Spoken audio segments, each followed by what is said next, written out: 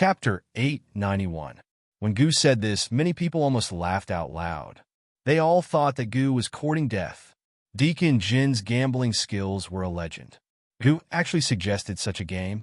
If he wasn't courting death, then what was? One had to know that the game of dice seemed to be the simplest, but it wasn't. Not only did it rely on luck, but it also required a high level of skill. Of course, it was also the easiest game to cheat. The rules were that two people each held a set of dice. They would roll them at the same time, stop them at the same time, and open them at the same time to compare the number of dice. Although everyone was secretly laughing, they didn't dare to make a sound. The gambling table was like a chess table. Once the decision was made, the spectators didn't speak. Otherwise, if they spoiled other people's plans, they wouldn't even know how they died when they stepped out of the casino.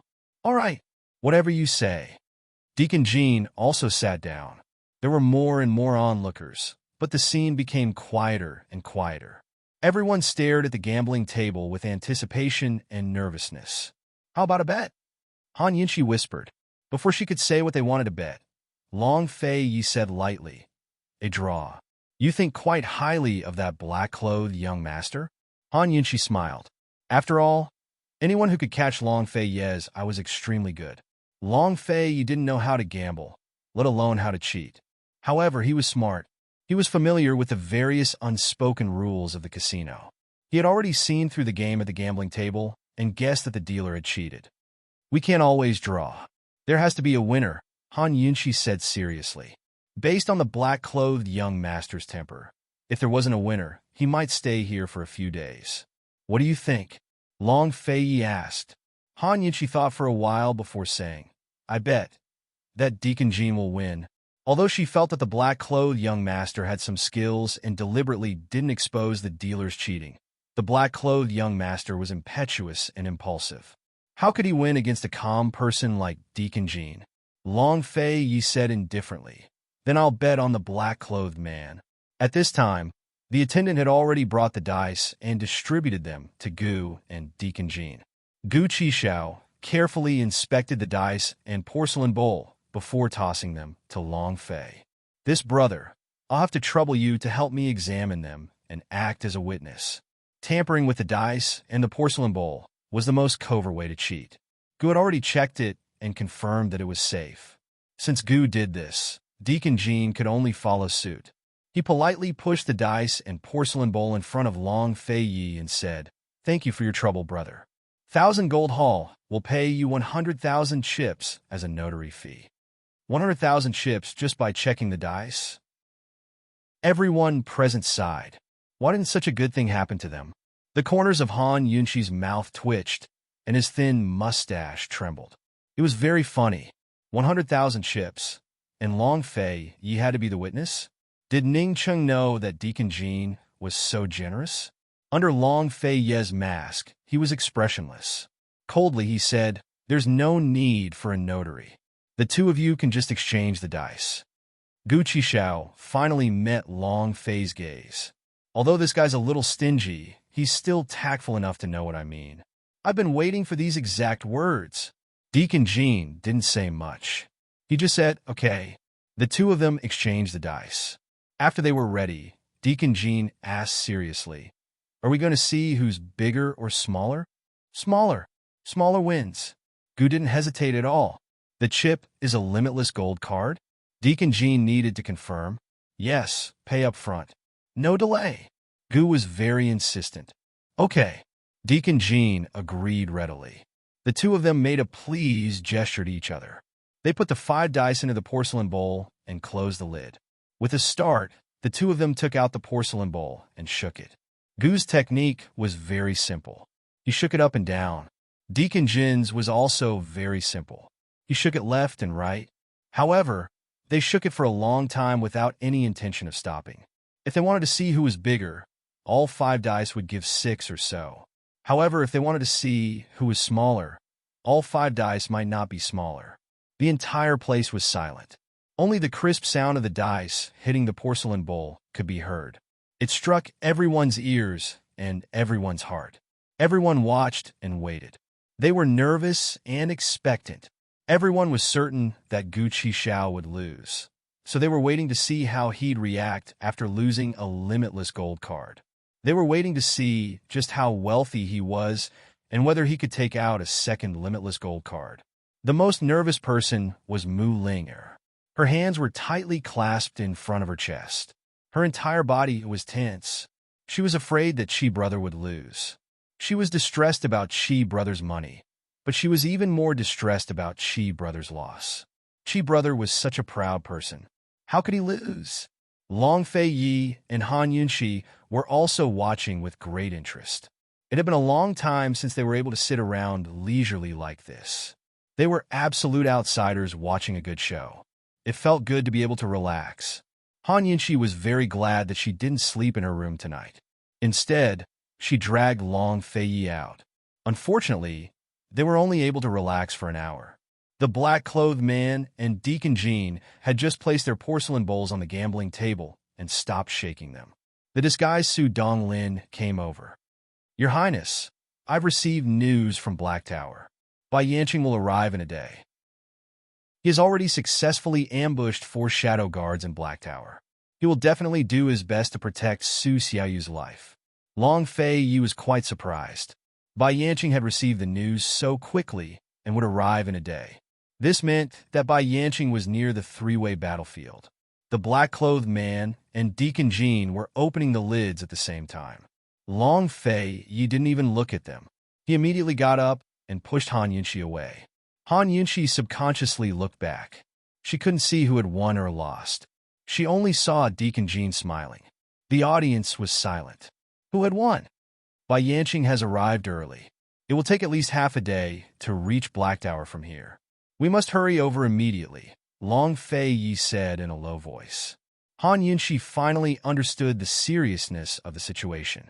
She couldn't care less about the gambling table. She hurriedly said, "He came so quickly. He can't have imprisoned Gu Beiwen nearby, right?" "It's possible," Long Fei Yi said in a low voice. Han Yunxi became nervous when she thought that Gu Beiwen was nearby. She hadn't seen him for too long. She didn't know if he was doing well. Su Donglin cleared the way in front. Long Fei Yi pushed Han Yunxi away in a hurry. The gambling table was bustling with noise and excitement, so no one paid much attention to them. After leaving Thousand Gold Hall, Han Yunxi thought of Tang Li. She asked Su Donglin, "Did Tang Li leave?" After winning so much money, the wisest thing to do was to leave immediately. This subordinate's people have been guarding the door. They didn't see sect leader Tang leave, Su Donglin replied truthfully. It must be Ning Jing and Ning Cheng who conspired to trick him here. If he doesn't lose everything, he won't be able to leave, Han Yunxi said worriedly. Don't worry, Tang Li won't lose. If Ning Jing really comes out so late, Thousand Gold Hall will suffer a big loss, Long Fei Yi said. He wasn't worried about Tang Li's gambling skills. Based on how Tang Li restrained Ning Jing wouldn't dare to do anything to Tang Li. Thousand Gold Hall also wouldn't dare to use force. When he arrived at the gambling table, he recognized the bracelet on Ning Jing's wrist. Han Yunxi was still frowning. Su Donglin chuckled and said, "Princess, sect leader Tang's gambling skills are the same as your poison skills. He's invincible. Don't worry." Han Yunxi nodded and didn't ask any more questions. Bai Yanqing came too quickly. They had to make preparations as soon as possible. Just as Long Fei Yi and Han Yunxi left three-way black market and rushed to Black Tower, Ning Cheng was standing in front of the secret room where Bai Yuqiao was locked up. "Master, that wretched girl knows poison. It's too risky for you to do this. Why don't you persuade Gu to come back?"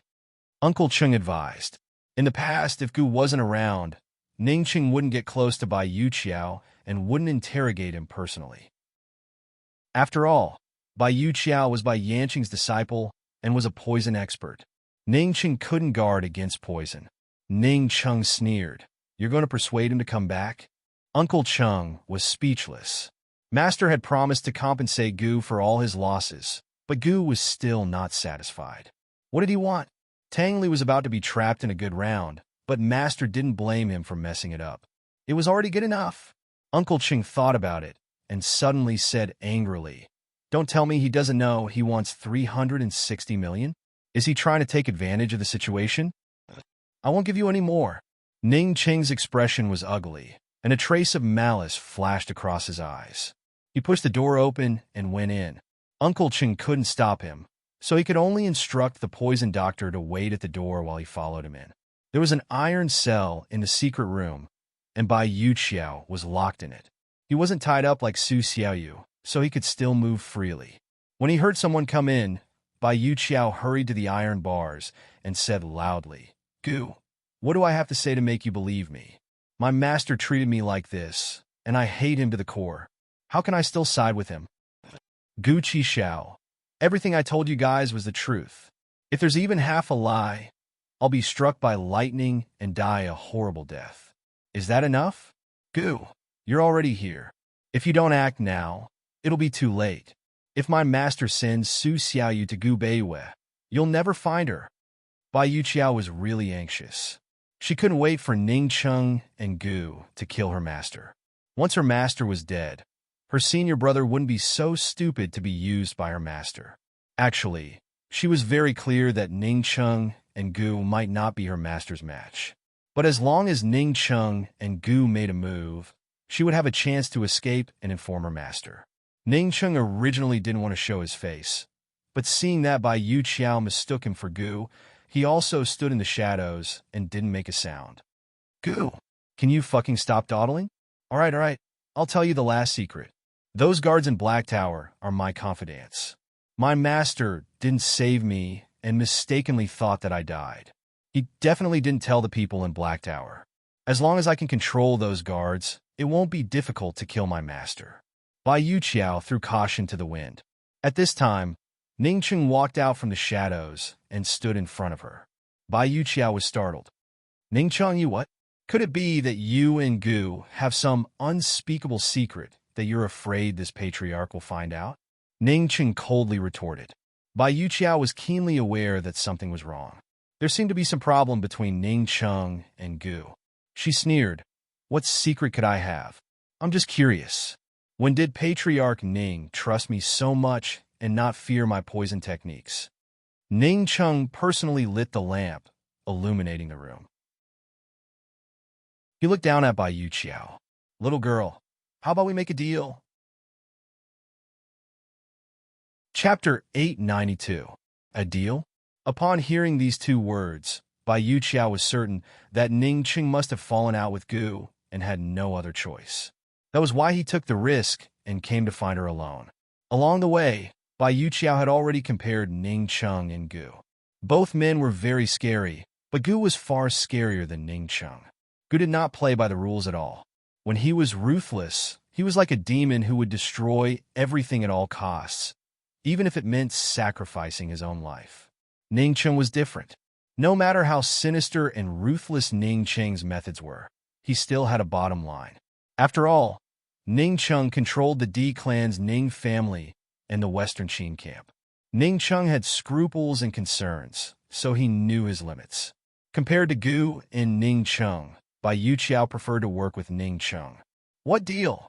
Bai Yuqiao became serious. Help me deal with Bai Yanqing. No matter whether you succeed or not, I will let you go. Bai Yuqiao was unmoved by Ning Cheng's words. However, Ning Cheng's next words stunned her. Ning Cheng said, I can pay you 160 million as commission now. After the deal is done, I will give you another 200 million. How about that? For real? Bai Yuqiao asked seriously. Ning Cheng did not answer. Instead, he took out a 160 million gold card from his sleeve and threw it over. Bai Yuqiao caught it and glanced at it to confirm that it was genuine. Ning Cheng's lips curled into a cold smile. He came from a merchant family and always believed that money could make the world go round. He added, Bai Yuqiao, you should know that Gu has no intention of letting you go.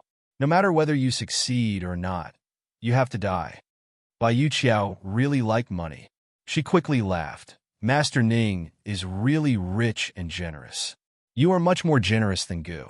But why is it 60 million? Bai Yuqiao could not figure out this number. This clan head just likes this number, Ning Cheng intoned. 360 million. This was the amount that Gu had lost to the casino tonight.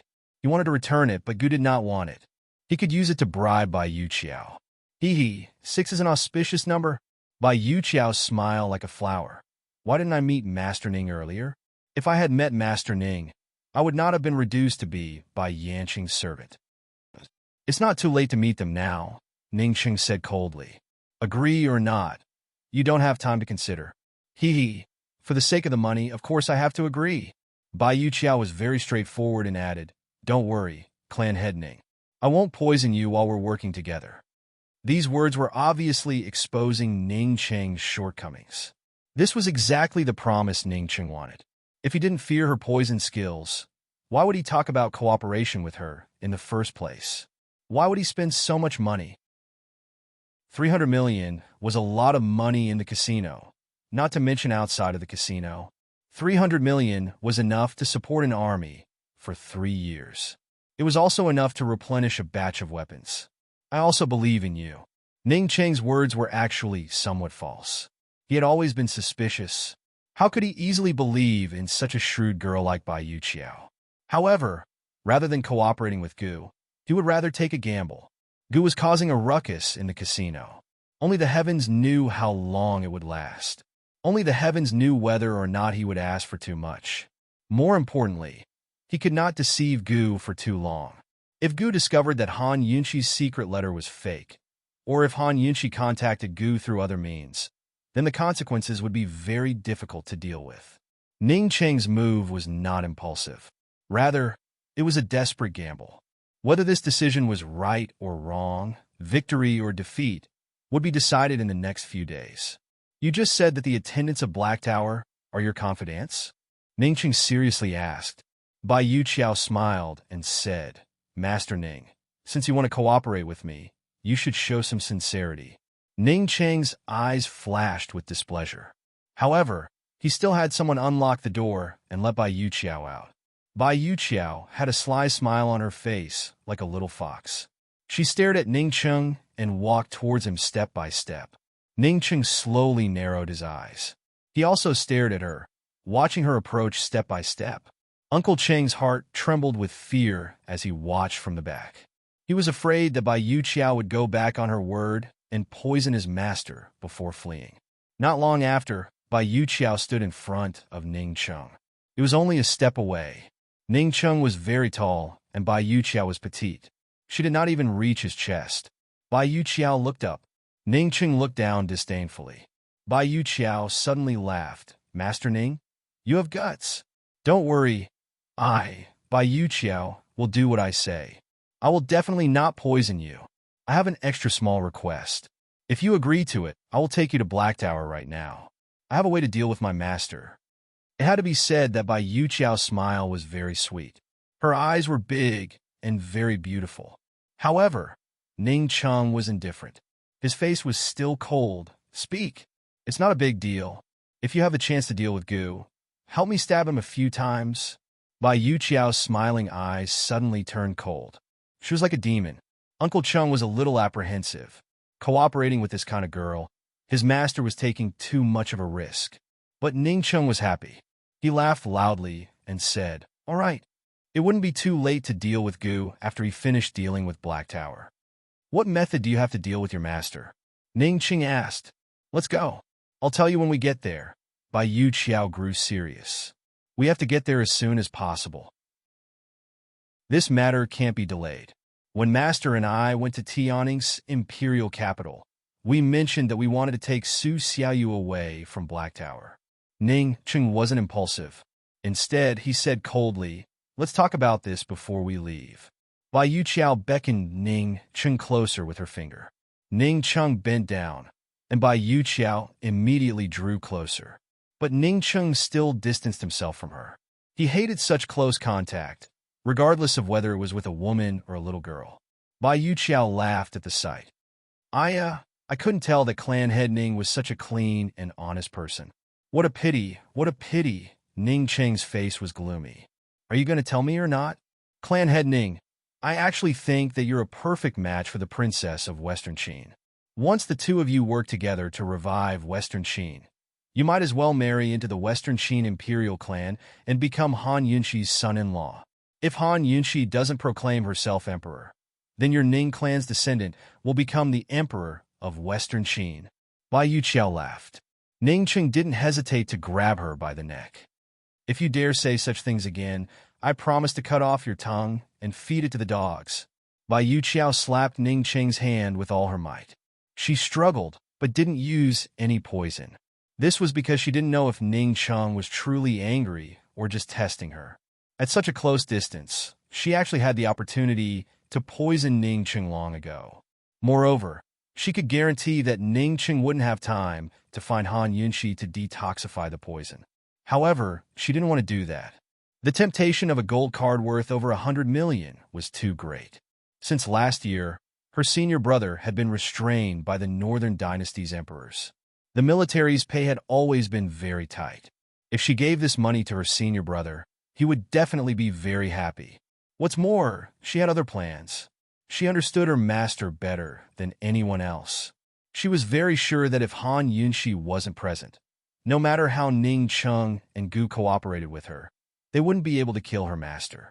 The reason why she agreed to let Ning Qing and Gu come to Black Tower and give them hope was because she had other motives.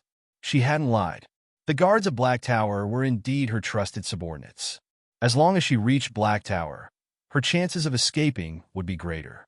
She had previously been hesitant about how to set up a trap with Gu present so that she could successfully escape from Black Tower. Now that Ning Qing and Gu had fallen out and had come to find her alone, it was simply a heaven-sent opportunity for her. How could she not use poison on Ning Qing? Of course, she had accepted 160 million after all. She would do something for Ning Qing before escaping. Ning Qing had led troops to guard the perimeter of the three-way battlefield for many years. Coupled with myriad merchant hall's wealth, he should have quite a bit of influence in this place where good people mix with bad people. Therefore, even though she knew that the chances of killing her master weren't high, Bai Yuqiao still hoped to borrow Ning Qing's strength to injure her master. First, it was to avenge herself. Second, to avenge her senior brother, and a chance to escape her master's control. Tonight, she would bring Ning Qing over. After bribing the guards of Black Tower, she would set up a trap and bring her master here. Then, she would immediately escape with Su Xiaoyu. Su Xiaoyu was an important hostage in the investigation of the perplexing butterfly illusion. She naturally had to do her best to kidnap her and bring her to her senior brother. When she thought of this, Bai Yuqiao's usually harsh face unconsciously revealed a gentle smile. No matter what, she had to make everything go smoothly. She thought that when her senior brother knew the truth and saw what she had done for him, he would definitely not treat her coldly anymore. After hearing Su Xiaoyu's strategy, Ning Qing wholeheartedly approved of it. Of course, he wasn't stupid enough to believe that he could kill Bai Yanqing with such a small strategy. No matter how many ambushes he secretly laid down and how many preparations he made, Bai Yuqiao would not know. He more or less hoped that Han Yunxi could fight with him at this moment and kill that traitor Bai Yanqing. It was a pity that Han Yunxi was far away in the East Qin army. Even if he was filled with resentment and hatred, whenever he thought of her name, Ning Qing's cold and arrogant eyes would unconsciously soften. His left hand's 5 fingers gently moved as if he wanted to clench them, but he couldn't. He thought that it was good that Han Yunxi wasn't here. Otherwise, Bai Yanqing would use the same trick and use Gu Beiyue as a bargaining chip to threaten him, wasting all his efforts. Ning Qing finally let go of Bai Yuqiao. Bai Yuqiao fell several steps before steadying herself. She was panting for breath, almost being choked to death. Go and prepare. Wait for me at the door in half an hour, Ning Qing said coldly before turning to leave. Bai Yuqiao let out a large sigh of relief. She almost couldn't hold it in. When Ning Qing came out, Uncle Qing quickly followed him. Master, think about it again. This matter can't be rushed. What kind of person is Bai Yanqing, and we don't have a single person who knows poison? This is too risky, if Gu. Uncle Qing did not even finish before Ning Qing said coldly, increase the number of archers by 1,000. Also, bring me the pear blossom rain needles. He did not believe that Bai Yanqing's poison could be faster than the pear blossom rain needles. This time, he wanted to catch Bai Yanqing off guard. When he was about to leave with Ning Cheng, the Great Elder came over. "What is going on with Ning Jing? Why is she wearing a mask?" Ning Cheng asked. Chapter 893. It had to be said that Ning Jing's mask had caused a great deal of trouble. The people of Myriad Merchant Hall had never seen Tang Li before, so they couldn't recognize this son-in-law, but they could recognize her. She had originally wanted to hide her identity so that the people of Myriad Merchant Hall wouldn't recognize her. But who knew that they would run into Ning Cheng in the casino? Once Ning Cheng recognized Tang Li, it didn't matter how hard she tried to hide it. All of this was caused by the mask. If she didn't have this mask, Ning Cheng wouldn't have suspected Ning Jing of anything. However, it was precisely because of this mask that Ning Cheng became vigilant. This subordinate is still unable to speak with Miss Jing alone, but Miss Jing should be able to understand this subordinate's intentions. She will continue to lead the Tang sect master to the casino, the Great Elder replied truthfully. She must understand, Ning Cheng said coldly. But if the Tang sect master insists on not gambling, this subordinate is afraid that this subordinate won't be able to keep him. The Great Elder was in a difficult position. Tang Li could resolutely wash his hands of gambling after winning 500 million. This meant that Uncle Cheng's efforts as a dealer had not succeeded in bewitching Tang Li's mind. Tang Li was still very clear-headed. You have to stay even if you don't want to gamble. Ning Cheng's attitude was domineering. He was determined to capture Bai Yanqing on this trip to Black Tower. Once he captured Bai Yanqing, he could continue with Han Yunqi's scheme and use Bai Yanqing to threaten Jun Yixie. Once he restrained Jun Yixie's warhorse, he could resume the war with East Qin. He admitted that he was very anxious, for no other reason than that Han Yunqi had fallen into Long Fei Ye's hands. In public, if this matter was accidentally exposed, or if Long Fei Ye maliciously announced it, Western Qin would lose all face and the hearts of Western Qin soldiers would turn cold. Personally, he just wanted to see that woman as soon as possible. You just need to find a chance to pass on my words to Ning Jing. Leave the rest to Ning Jing. Ning Cheng's attitude was firm. Tell Ning Jing to finish what she needs to do in the black market. She doesn't need to return to the Tang clan, either. I'll leave everything in Cloud Realm Trade Consortium to her. Hearing this, First Elder let out a sigh of relief. Letting Miss Jing, who he was most familiar with, deal with Tang Li was better than letting an old man like him, who knew nothing about Tang Li, come up with an idea. He believed that Miss Jing wouldn't disappoint everyone. I understand. I'll do it right away. The Great Elder left happily. After instructing the head elder, Ning Cheng took Bai Yuqiao with him and left three-way black market behind Gu's back. Through the night, they headed for Black Tower. Currently, Ning Jing and Tang Li were in a tea house in Myriad Merchant Hall. Only a few servant girls waited on them, but Ning Jing was well aware of the number of guards outside. She was even more aware that someone was watching their every move from the shadows.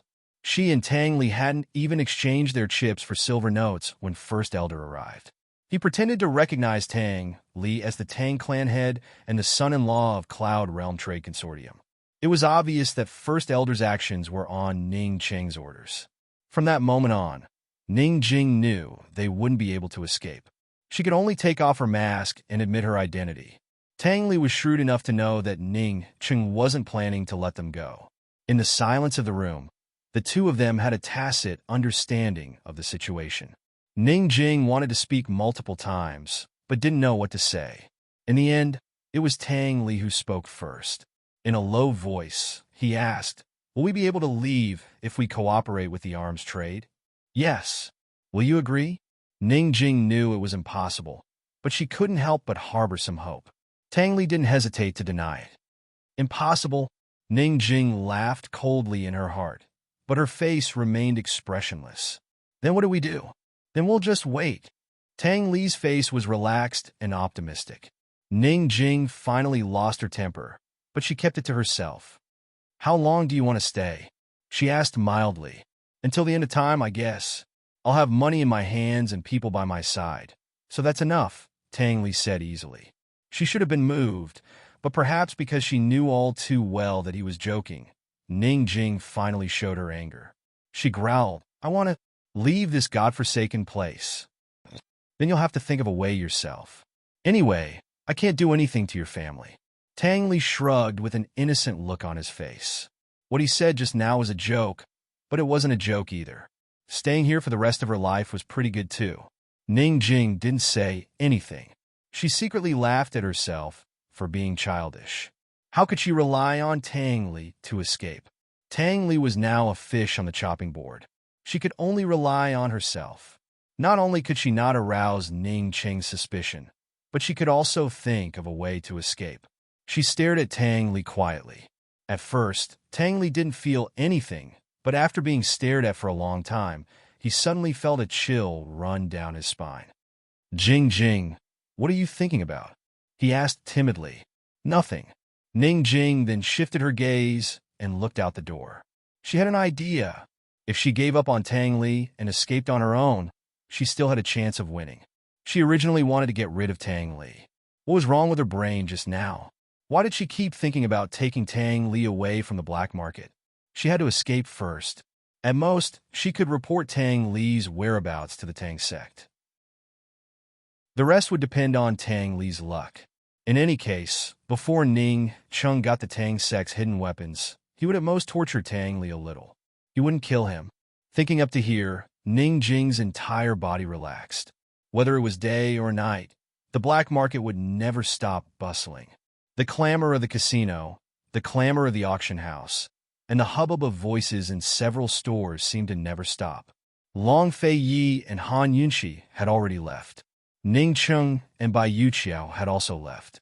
However, Gu was still immersed in the gambling table and playing excitedly. Gu dragged Ning Chung to the black market to rest because he didn't want to go to the Black Tower so early. He wanted to deal with Ning Chung first.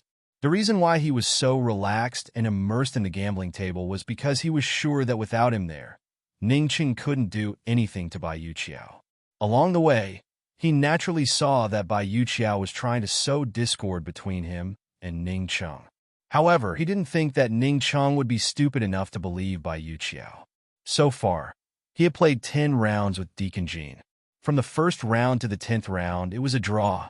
Both of them rolled a number 1. All the dice stood together, revealing the topmost number, 1. Gu's gold card was still in the middle of the gambling table. He hadn't lost it. Heavens, it's another draw. That's amazing. This is the 11th time. Both of them are amazing. I didn't expect this young master to be so secretive. Did he lose on purpose just now? Tiske.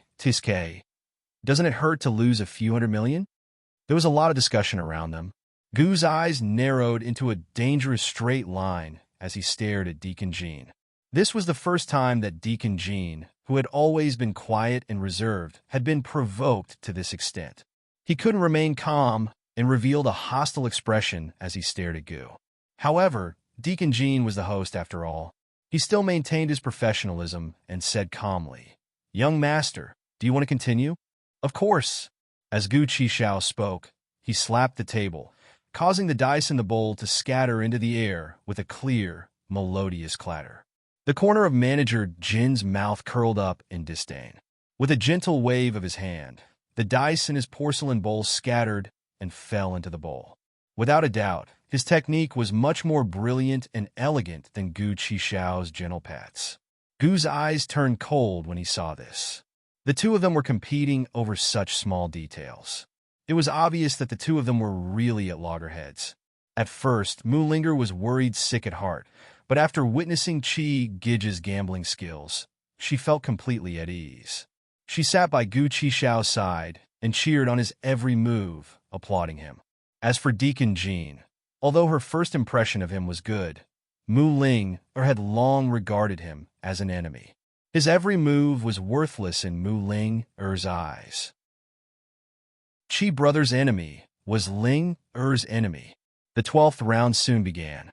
This time, Gu put the lid on the porcelain bowl and did not move. Deacon Jean despised him for slamming the table, didn't he? He slammed until the end. When he slammed the table, the porcelain bowl jumped up. The dice in the bowl also jumped up and hit the lid with a crisp sound. The porcelain bowl fell on the table and landed very steadily. It did not break or topple over. Gu did not slap it casually. Gu sat lazily on the chair and crossed his legs on the gambling table. He slammed the table casually. The porcelain bowl jumped up and down, and the dice in it jumped up and down. It had to be said that Gu's action was a sight to behold in the casino. It was lazy, coquettish, noble, and casual. Even if his devastatingly beautiful face was not revealed, he still attracted the adoration of countless women. Mu Ling, Er's attention was no longer on the gambling table. It was all on Chi Brother. She smiled foolishly, her heart full of joy and adoration. Gu was so late, so Deacon Jean naturally had to follow. Deacon Jean was still sitting upright. He pressed one hand on the armrest and slammed the table with the other. Although he did not have as many fancy moves as Gu, he still made the porcelain bowl land on the table steadily. He slammed the bowl while looking at Gu, just like how Gu was slamming the bowl while looking at him with raised eyebrows. However, he inadvertently glanced at Mu Ling a few times.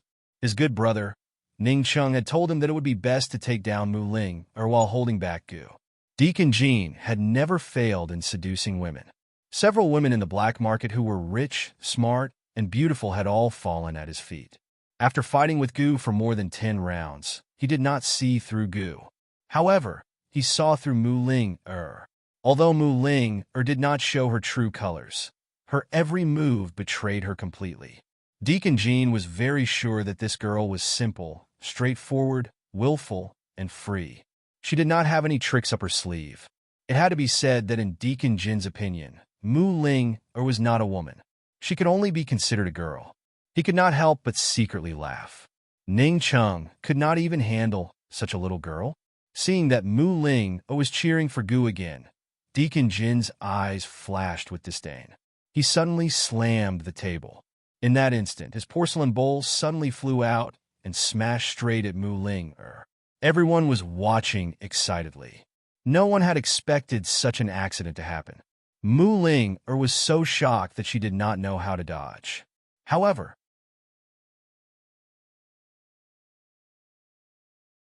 Chapter 894.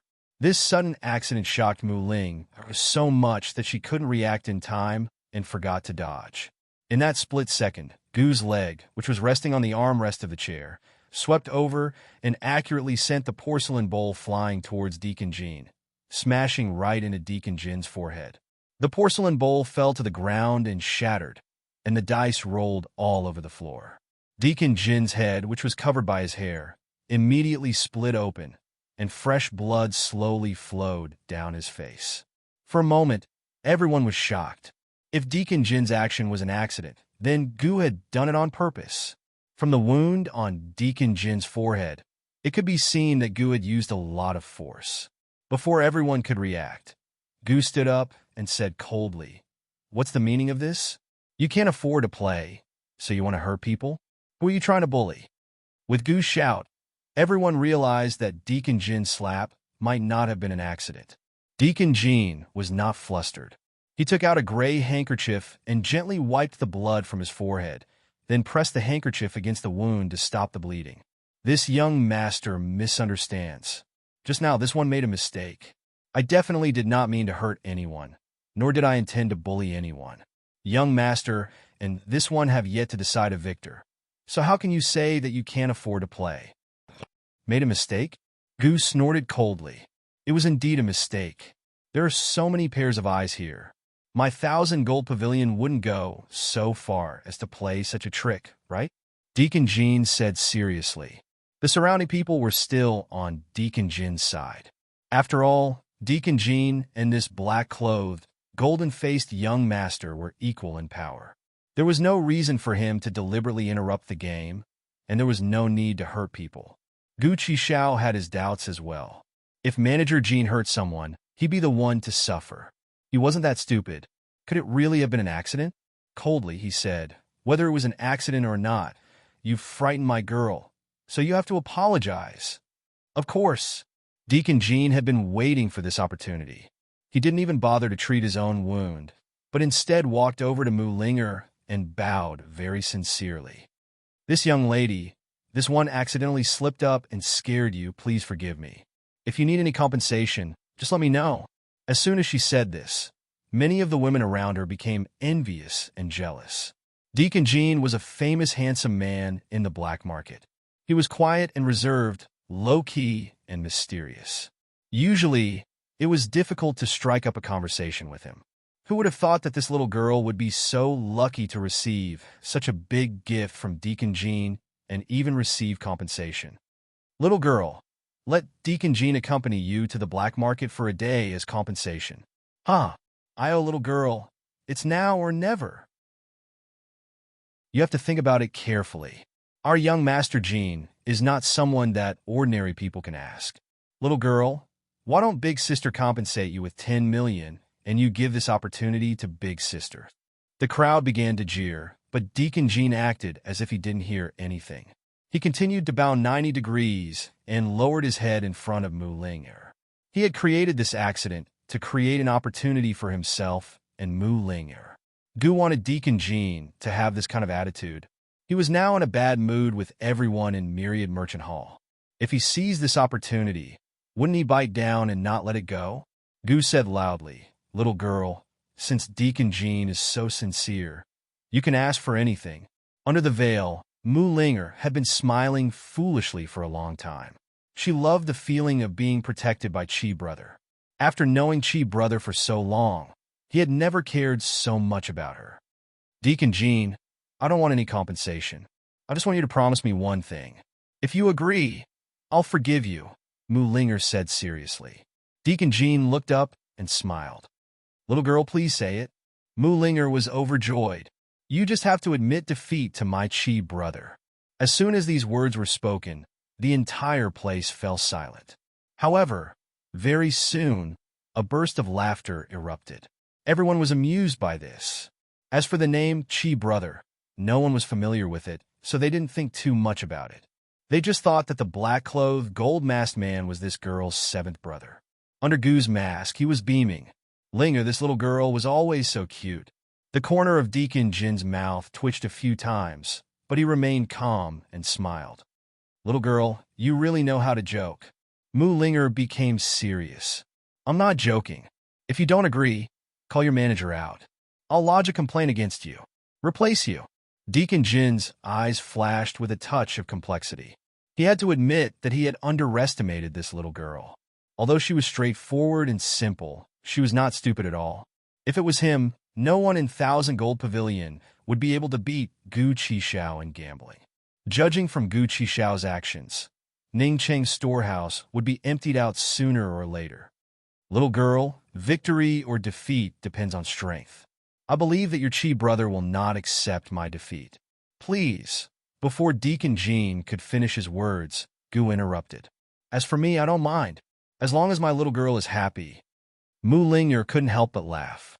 Deacon Jin's usually calm face darkened a lot. What could be more depressing than the fact that he had set a trap for himself in the end? "Deacon Jean, even my Chi Brother doesn't mind. What else do you have to say?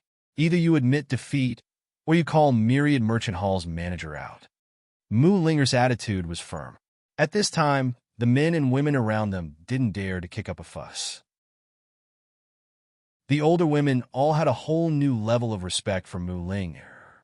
The casino, which had been bustling with noise and excitement for a long time, suddenly quieted down.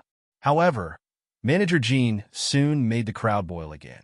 He still bowed in front of Mu Ling'er and replied with a smile, "Okay, I'll take it as my loss this round. I apologize to this little girl. I hope she will forgive me." As soon as he finished speaking, the crowd became even quieter. Everyone thought that there was something wrong with their ears and that they had heard wrongly. Even Mu Ling'er and Gu were very surprised. The two of them didn't expect Deacon Jean to really admit defeat. He was just deliberately making things difficult for them. In the silence, Deacon Jean took out a gold card from his sleeve and showed it around for everyone to see. Then, he placed it on the table and pushed it in front of Gu along with Gu's gold card. He could still maintain a professional smile and said to Gu, "Sir, you've won this round. 2 types of unlimited gold cards. Please keep them well. If you want to continue, this one will accompany you at any time." Finally, the crowd boiled over. Discussions, exclamations, and screams rose one after another. In the hustle and bustle, Mu Ling heard a few people speaking up for Deacon Jean. They said that the gold card didn't belong to Thousand Gold Pavilion, but Deacon Jin's own. Mu Linger believed this. After all, the accident just now was Deacon Jin's fault. Thousand Gold Pavilion couldn't possibly take responsibility for his mistakes. Moreover, Deacon Jin didn't discuss it with Ning Chung before admitting defeat. It was obvious that he had acted on his own initiative. Looking at Deacon Jin's sincere attitude, Mu Linger suddenly felt a little apologetic. Gu acted as if it was a matter of course. He generously took the 2 gold cards and casually threw one to Mu Linger. He smiled and said, "There's no need to admit defeat. Compensation is still required." Gu knew that the person who was in charge of Thousand Gold Pavilion was definitely not simple. However, he was still a little surprised that Deacon Jean had an unlimited gold card. It looked like this Deacon Jean was still very much favored by Ning Chung. With Gu's words, the surrounding criticism became even louder. Although Mu Linger took the gold card, her heart was still a little apprehensive. Deacon Jean smiled and said to Gu, "Since there's no need to admit defeat, then let's continue." Deacon Jean actually had sufficient reasons to reject Mu Linger's unreasonable request. However, he was willing to use an unlimited gold card to gain Mu Linger's favor. Moreover, this gold card was in Mu Linger's hands. He would have a reason to get close to Mu Linger. Ning Chung promised that as long as he could settle this man and woman, he would agree to return the slave contract to him. From then on, he would be free. This transaction was worth it. Of course, we're going to continue. Gu's spirits were rising. When the attendants brought in new porcelain bowls and dice, the 2 of them began a new round of fierce fighting. Time passed the fastest in the gambling house. Before they knew it, dawn had arrived. Ning Chung and Bai Yu Qiao had arrived at Black Tower as well. Last night, Bai Yu Qiao had specially sent a letter to Black Tower via Messenger Hawk to sound out the situation. As expected, she understood her master best. Her master hadn't told the guards that she'd already died in Tianning's imperial palace. Thus, the guards had no idea of her current predicament.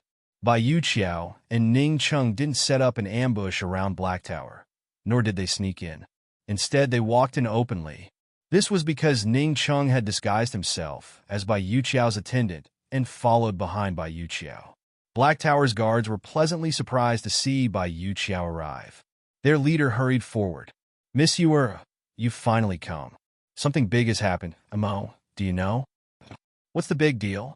Bai Yu Qiao said as she walked towards the secret room where Su Xiaoyu was imprisoned.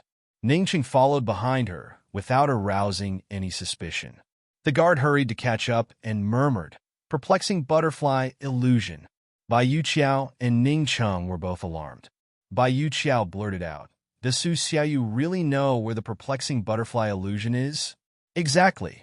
I wanted to tell you first, but I couldn't find you anywhere. This matter is very important, so I told Master directly." The guard hurriedly explained. Reporting above one's rank was a serious crime. This time, Bai Yu Qiao and Ning Chung were even more shocked. They originally wanted to use the perplexing butterfly illusion to lure Bai Yanqing. But who knew that Su Xiaoyu would make the first move? "When did this happen?" "Did Master reply? Is he coming?" Bai Yu Qiao asked anxiously. "Just yesterday. Master should be nearby." He replied that he'll be here. "He'll be here in the afternoon at the latest. If he's fast, he'll be here soon." The guard answered truthfully. Bai Yu Qiao broke out in a cold sweat. Her entire back was drenched in sweat. Even Ning Chung, who was following behind her, could see that her hands were trembling. Ning Chung didn't say anything. He could only cough lightly to remind Bai Yu Qiao to calm down. It was good that Bai Yanqing was here so soon. He didn't have to wait too long. Bai Yu Qiao finally calmed down. She asked again, "Did Su Xiaoyu say anything else?" That girl was stubborn. She insisted that Master come personally. She said that she wanted to negotiate with Master. The guard replied. Bai Yu Qiao dismissed the guards and entered the secret room with Ning Chung. The secret room had 2 rooms. The inner room held Su Xiaoyu, while the outer room was for the guards on night watch. Bai Yu Qiao didn't look at Su Xiaoyu. Instead, she grabbed Ning Chung and asked anxiously, "Master will be here soon. What should we do?" Chapter 895. What to do? Bai Yuqiao had never thought that she would miss out on Su Xiaoyu, this uncertain factor. She had originally planned to stay in Black Tower for a day or two to lure her master over while perfecting her plan. Who knew that her master could come over at any time? "What are you panicking for?" Ning Chung reprimanded unhappily. "Aren't you anxious? You don't have time to prepare." Bai Yuqiao was still afraid of her master. She was so panicked that she couldn't think clearly about the situation. Her heart was already filled with evil thoughts. She didn't want to use Ning Chung against her master anymore, so she might as well poison him and steal all his money. Then she could kidnap Su Xiaoyu and take her to her senior brother. However, just as she was about to act, Ning Chung said coldly, "Act according to the plan. I've already arranged everything." Ning Chung narrowed his eyes and warned her coldly, "Bai Yuqiao, you better calm down and cooperate with me. If anything goes wrong, even if I die, the thousands of archers around Black Tower won't let you off." Bai Yuqiao suddenly quivered and didn't dare to move. Fortunately, she didn't act impulsively. What a good Ning Chung. He had already set up an ambush. No wonder he dared to take such a big risk to cooperate with her when he didn't know anything about poisons. Bai Yuqiao mocked herself. In the end, she still underestimated the D clan's patriarch. He had so many archers lying in ambush. How could she escape with Su Xiaoyu? "Take me to see Su Xiaoyu." Ning Chung interrupted Bai Yuqiao's thoughts. Ning Chung wanted to see Su Xiaoyu for the perplexing butterfly illusion. Bai Yuqiao couldn't help but remind him, "I've already interrogated her a few times. That little girl's mouth is very tight. I advise you not to waste your time here. If my master were to come now, all our previous efforts would be wasted." Ning Chung hesitated for a moment. In the end, he didn't go in. He said calmly, "Do it." Bai Yuqiao didn't say anything. He turned around and left. In less than the time it took to brew a cup of tea, the guards of Black Tower were all killed by Bai Yuqiao's poison and replaced by Ning Cheng's men. These guards were brought here by Bai Yuqiao, so Bai Yanqing didn't recognize them at all. "Have you dealt with everything?" Ning Cheng asked. "Don't worry, I didn't leave anyone alive." Bai Yuqiao smiled and said, "Honorable Ning, archers don't have eyes. You have to keep your word. When the time comes, remember to leave a way out for your little sister." She wanted to make a promise to Ning Chung. She would hide in Black Tower and sneak attack Bai Yanqing. Ning Chung would take the opportunity to kill the archers surrounding Black Tower and catch Bai Yanqing off guard. "Don't worry," Ning Chung coldly said. He looked at the hanging and dying Su Xiaoyu from afar. After hesitating for a long time, he finally made a decision and turned to leave. After Ning Chung left, Bai Yuqiao walked towards Su Xiaoyu, looking for the best place to hide. She wasn't stupid enough to sneak attack her master. She had to be prepared and take advantage of the chaos to escape with Su Xiaoyu. As Bai Yuqiao approached Su Xiaoyu, she tugged at her clothes several times. Su Xiaoyu didn't know anything about this. She was just waiting for Han Yunxi and Long Fei Yi to rescue her. Although she was a bit surprised that Bai Yuqiao would come back, she still pretended to be unconscious and ignored Bai Yuqiao. Bai Yuqiao thought that Su Xiaoyu really had fainted. She first investigated the escape route and found the key to unlock Su Xiaoyu. Then, she looked for a place to hide. The moment she calmed down, her heart started to beat wildly. She held the key tightly to calm herself down. She told herself that as long as she could get through this, she would be with her senior brother forever. She would openly tell him that she had liked him for many years. Bai Yuqiao held her youthful thoughts and gradually relaxed. She waited quietly, as if she was waiting for a beautiful dream and a beautiful future. However, Ning Chung had no intention of letting her go. Ning Chung had already left Black Tower and met up with the archers who had been lying in ambush around Black Tower for a long time. At this moment, he was standing beside a red barbarian cannon. His large hand was gently stroking the red barbarian cannon, as if he was stroking a docile pet. However, the red barbarian cannon was not docile at all. Once it was fired, it would destroy the world. After he found out that Jun Ixia had 90,000 warhorses, he immediately redeployed the red barbarian cannons in his hands. The red barbarian cannons that were originally allocated to the three-way battlefield were reserved for Jun Ixia. He did not expect to use them on Bai Yanqing. As long as Bai Yanqing entered Black Tower to interrogate Su Xiaoyu and was ambushed by Bai Yuqiao, he would immediately fire the red barbarian cannon. After that, he would fire the pear blossom rain needles. Finally, he would attack with the red barbarian cannon. With these four preparations, he did not believe that he could not take down Bai Yanqing. He no longer wanted to leave Bai Yanqing alive. Even if it was a corpse, he would still be able to trick Jun Ixia. Although Su Xiaoyu knew the whereabouts of the perplexing butterfly illusion, and he was reluctant to part with her, bringing Su Xiaoyu out would arouse Bai Yuqiao's suspicions. Moreover, he would not be able to keep Bai Yuqiao here. The vast forest was silent, as everyone waited quietly. Long Fei Yi and Han Yunxi were waiting as well. However, Han Yunxi felt a little uneasy. Last night, the Shadow Guard had come to report that they had discovered a large group of archers lying in ambush around them. Han Yunxi's first thought was Ning Cheng. Ning Cheng had already used the same tactic against Bai Yanqing back at Tianning's Imperial City. When she saw Ning Cheng and Bai Yuqiao enter Black Tower with her own eyes, her heart grew cold. What about Gu? Gu couldn't have fallen into Ning Cheng's hands, could he? Han Yunxi muttered. Based on her understanding of Gu, if Gu received her letter and knew the truth, he would definitely not be with her. He would not continue to associate himself with Ning Cheng. He would probably take Bai Yuqiao away and search for Gu Beiyue's whereabouts on his own. Now that Ning Cheng and Bai Yuqiao had come to Black Tower together, what about Gu and Mu Ling Nothing will happen to Gu and Ling right? Han Yunxi was a little anxious. You don't need to worry about him. Nothing bad will happen to him. Long Fei Yi said mildly. Even at this point, he still didn't reveal Gu's undying secret. Could something have happened to Ling Did Ling fall into Ning Cheng's hands? Han Yunxi asked again. With Gu's personality, he would definitely fight Ning Cheng to the death if there wasn't some special reason. How could he let Ning Cheng get away with it so easily? Long Fei Yi didn't have many people hiding in Black Tower, so they wouldn't be discovered easily.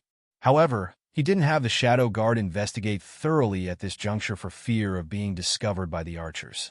He said mildly, there's no point in thinking too much. Bai Yuqiao must be in cahoots with Ning Cheng. Let's just watch the show. The two of them might not be able to deal with Bai Yanqing. Han Yunxi said softly. She secretly scolded Ning Cheng for being impulsive. He had clearly exchanged blows with Bai Yanqing, yet he still underestimated Bai Yanqing. If he couldn't contain Bai Yanqing's poison skills, even Long Fei Yi wouldn't dare to be careless. Long Fei Yi's lips curled into a cold smile, but he didn't say anything. They were hiding in the dense grass, with Bailey Mingxiang and Su Donglin standing behind them. The waiting time was always long. For a long time, they didn't see Bai Yanqing's shadow. However, the more it was like this, the more they had to be patient. Han Yunxi sat in the wheelchair. Long Fei Yi squatted beside her, his large hand holding her small hand. Su Donglin was always vigilant, watching out for any movement around them. Bailey Mingxiang knelt in the grass, tightly holding the thing hidden in her sleeve. Her mind kept repeating the words His Highness had said when he gave her this thing. His Highness had said, use it when you see it. Your life is in your own hands. The thing His Highness had given her was none other than the Tang sect's #1 hidden weapon, the Raging Flame Lotus. This was a hidden weapon that could be used to attack from a distance. She didn't have to get close to Bai Yanqing. If she could control the timing and use this thing well, not only could she kill Bai Yanqing, she could also save her own life. If she had to face Bai Yanqing, wouldn't she be afraid? His Highness' words had always warmed her and given her strength. Although sacrificing herself for the great cause of East Qin was glorious, and she was willing to give up her life for His Highness' words at least meant that her life was not worthless in his eyes. It was not something he could throw away just like that. Holding the Raging Flame Lotus, Bailey Mingxiang looked at His Highness' proud back and muttered in her heart, Your Highness, with your words, Mingxiang has no regrets in this life.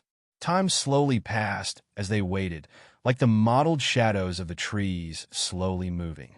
Finally, at noon, when the sun was high in the sky, the sound of horse hooves broke the silence of the forest. Very quickly, a familiar figure appeared in everyone's line of sight. "He's finally here," Long Fei Yi said in a low voice. Han Yunxi slowly narrowed her eyes, not saying a word. Su Donglin and Bailey Mingxiang were both a little nervous, especially Bailey Mingxiang, who unconsciously held the raging flame lotus tightly. On the other side, Ning Cheng was already squatting beside the red coat cannon, fully prepared. The cannonballs were like arrows on a bow, ready to fly out at any moment. Before Bai Yanqing even reached the door, several guards quickly came out to greet him. They all kneeled down and lowered their heads. Long Fei Yi secretly admired them. Ning Cheng's subordinates were still capable of handling large matters, not revealing any clues. After Bai Yanqing dismounted, there were immediately guards who came to tie the horse. He took off his cloak, revealing his body covered in dust. The people hiding in the grass didn't dare move, and several people even stopped breathing. It had to be known, if they hadn't been lying in wait and not moved, they wouldn't have been able to escape Bai Yanqing's eyes and ears. But even like this, Bai Yanqing still turned around. His face was serious as he slowly looked around. Long Fei Yi and Han Yunxi were very calm. In fact, if not for Ning Cheng's interference, they wouldn't have to hide like this. They would have revealed themselves and fought openly with Bai Yanqing. Long Fei Yi's martial arts were slightly better than Bai Yanqing's. If not for Bai Yanqing's poison skills, Long Fei Yi could still deal with Bai Yanqing. However, Bai Yanqing's poison skills couldn't be ignored, so Long Fei Yi could only bring along Han Yunxi to fight with Bai Yanqing. Han Yunxi's legs were inconvenient, so Long Fei Yi's burden was even greater.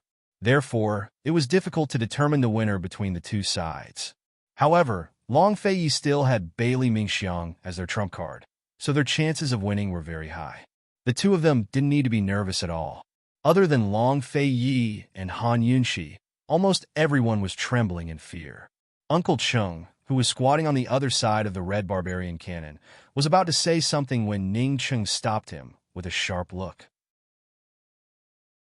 Ning Cheng's right hand was clenched into a fist, and Bailey Mingxiang was so scared that he simply closed his eyes and didn't dare to look anymore. If he couldn't see, he wouldn't be afraid. The atmosphere in the quiet forest was extremely tense. Bai Yanqing glanced around and suddenly fixed his gaze on Long Fei Yi and Han Yunxi. Chapter 896. The large forest was very quiet. Bai Yanqing's cold and stern gaze was fixed on Long Fei Yi and Han Yunxi. For a moment, everyone became nervous. Bailey Mingxiang, who had already opened her eyes, did not dare to close them again. She was afraid that she would miss the best opportunity when Bai Yanqing attacked. Su Donglin was also on guard, ready to fight at any time. Ning Cheng did not know that Long Fei Yi and Han Yunxi were hiding in this direction. He only thought that Bai Yanqing had noticed the archers lying in ambush around them. He was also very nervous. Bai Yanqing's gaze was fixed on them for a very long time, as if he had really noticed something and could walk over here at any time. Finally, Han Yunxi's heart also became nervous. She held Long Fei Yi's hand tightly, asking if Long Fei Yi was ready to make a move. If Bai Yanqing really discovered them, it would be too late to make a move. If they made a move at this time, they could still attack Bai Yanqing and catch him off guard. However, Long Fei Yi held Han Yunxi's small hand and immediately calmed her uneasiness. No matter how Bai Yanqing looked at him from afar, he was still as steady as Mount Tai and did not move. Time seemed to have stopped here. Suddenly, a guard ran out of the room and hurriedly reported, "Master, Su Xiaoyu is about to die." Bai Yu Qiao was still hiding in the dark room. This group of guards were Ning Cheng's men. Seeing that the situation was not good, they were afraid that Bai Yanqing would discover the ambush around them. Therefore, they could only use this method to lure Bai Yanqing into the room. As for whether Bai Yanqing would discover anything strange in the room, they already did not care. Tricking Bai Yanqing into the room and giving Ning Cheng a chance to shoot was better than doing it outside. The probability of Bai Yanqing being blown up inside the house was much higher than being blown up outside. Bai Yanqing looked back and asked suspiciously, "Dying? What do you mean?" The guard originally thought that Bai Yanqing would directly rush into the room, but he didn't expect him to ask for details. The guard hesitated for a moment, but in this moment of hesitation, Bai Yanqing's eyes flashed with a cold light. Unexpectedly, he soared into the air. He wanted to escape. He found out. Han Yunxi exclaimed, "Release the arrows. Don't let him escape." Ning Cheng made a prompt decision. In an instant, two large circles of archers emerged from the bushes. The first circle of archers crouched on the ground and shot arrows at Bai Yanqing from below. The second circle of archers quickly climbed up the surrounding trees and shot arrows at Bai Yanqing from above. Han Yunxi and Long Fei's group were hiding outside the archers' encirclement to witness everything. It had to be said that even Long Fei Yi admired Ning Cheng's arrangement. In this way, Bai Yanqing was quickly pinned down by the archers below. And once he was pinned down by the archers below, the archers above took advantage of the opportunity. The two circles of archers quickly formed an inescapable net and pinned down Bai Yanqing from the front, back, left, and right. Bai Yanqing swept out circles of sword light again and again. Moreover, as soon as the archers in front were shaken off, there would be more people lying in ambush from behind to fill in the gaps. Han Yunxi quickly discovered that Ning Cheng had twice as many archers as before. It seemed that Ning Cheng had been preparing for this for a long time. Even an expert like Bai Yanqing couldn't keep up with them. However, Han Yunxi didn't understand how Ning Cheng would deal with Bai Yanqing's poison techniques. It was much easier to control the wind to poison someone in the mountain forest than in the imperial palace. Soon, Long Fei Yi carried Han Yunxi to the top of a tree and overlooked the battlefield of Black Tower. Bailey Mingxiang and Su Donglin followed closely behind. Han Yunxi exclaimed as soon as she reached the top, "Not good. Bai Yanqing is going to use poison." Bai Yanqing held a sword in one hand and swept away the arrows coming from all directions. His other hand was in the air as he made several mysterious and strange gestures. Although Han Yunxi hadn't noticed the change in the wind direction, the detoxification system had begun to warn her that there was a poisonous smell nearby. Once Bai Yanqing used poison, no matter how perfect Ning Cheng's ambush was, no matter how many people he had, it would be of no use. "Do you want to help him?" Long Fei Yi asked in a low voice. Did Han Yunxi want to help him? This question was too difficult for Han Yunxi. If she didn't help, could she just watch as Ning Cheng's army was wiped out and Ning Cheng died? She was still the princess of Western Qin. No matter what, Ning Cheng was dealing with Bai Yanqing for the sake of the Western Qin royal family and to save Gu Beiyue. If it wasn't like this, Ning Cheng wouldn't need to be enemies with Bai Yanqing. If Ning Cheng was like Bai Yanqing and betrayed the Western Qin royal family and colluded with Northern Li, then the East Qin army would be in great trouble. It's all for the sake of catching Bai Yanqing. Han Yunxi revealed a faint smile and then said, "I don't need to help him, they can do it. Once they catch him, you two can split the loot. I won't be partial to anyone." Long Fei Yi raised his eyebrows as he looked at her disdainfully, finally smiling helplessly. Although it was a bit regretful, he still appreciated Han Yunxi's intelligence. As expected, the wind began to change direction, and Han Yunxi began to detect that the concentration of poison in the air was increasing with the wind. Although it wasn't strong enough to poison someone, the detoxification system had already helped her estimate the time. Ning Cheng only had the time it took to brew a cup of tea left to attack. If his arrows couldn't kill Bai Yanqing, then he would lose. Suddenly, an arrow flew past Bai Yanqing's waist, almost touching Bai Yanqing's waist. It was a pity that it didn't hit. Bai Yanqing leaned to the side and waved his sword, blocking all the following arrows. Casually leaning back, he dodged the incoming arrows. Although it was dangerous several times, the archer couldn't gain the upper hand in the end. Time became more and more pressing. Han Yunxi made a prompt decision. Long Fei Yi, we should go over. They had to show up sooner or later. Showing up early could prevent other unexpected situations. Who would have thought that when Long Fei Yi was about to make a move, they would hear a giant hong sound, Han Yunxi and the others hadn't even recovered when Ning Cheng's cannon landed below Bai Yanqing. With an even louder Hong Long sound, it exploded. In an instant, flowers bloomed all around the Black Tower. Smoke rose everywhere. Trees fell, houses collapsed, and everything was destroyed. Bai Yanqing was violently blown away by the force of the explosion. The surrounding archers were all blown away by the explosion. Even those who were invisible on the outside were blown away by the strong airflow. Fortunately, Long Fei Yi reacted quickly and protected Han Yunxi as they retreated at the first moment, thus avoiding the disaster. Bailey Mingxiang and Su Donglin fell behind, but fortunately, they weren't seriously injured. They never thought that Ning Cheng would have such a big move hidden. It turned out that the archers weren't Ning Cheng's final trump card, but the Red Barbarian cannon. It turned out that Ning Cheng didn't want to capture Bai Yanqing. Instead, he wanted to kill Bai Yanqing. Han Yunxi stared blankly at the scene filled with black smoke. She then realized that Ning Cheng didn't want to save Gu Beiwei. Instead, he wanted to give up on Gu Beiwei. How could he do this? Why did he decide to sacrifice Gu Beiwei? Why? For the sake of Western Qin? Gu Beiwei wasn't a member of the D clan. What right did he have to make the decision to sacrifice Gu Beiwei? Han Yunxi's eyes burned with anger. Even when Ning Cheng tore her clothes the last time, she wasn't as angry as this time. Despicable, she said coldly. Su Donglin and Bailey Mingxiang rushed over.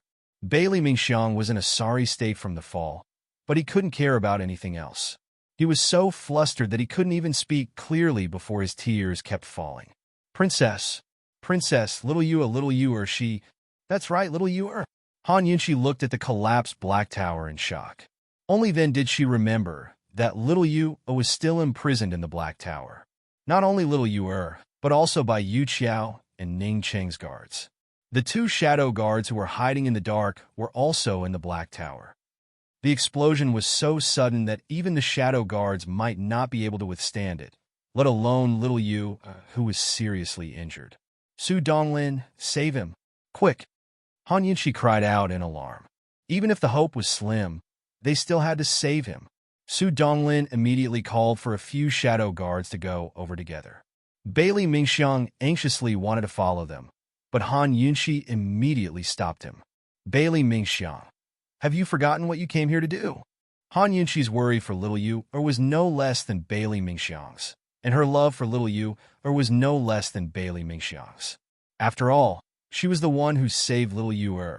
However, no matter how anxious she was, she had to remain calm and make a choice. Bai Yanqing had just been blasted out by the explosion, and she didn't know if he was alive or dead. If he was dead, then everything would be over. If he wasn't dead and escaped, then all their efforts would be in vain.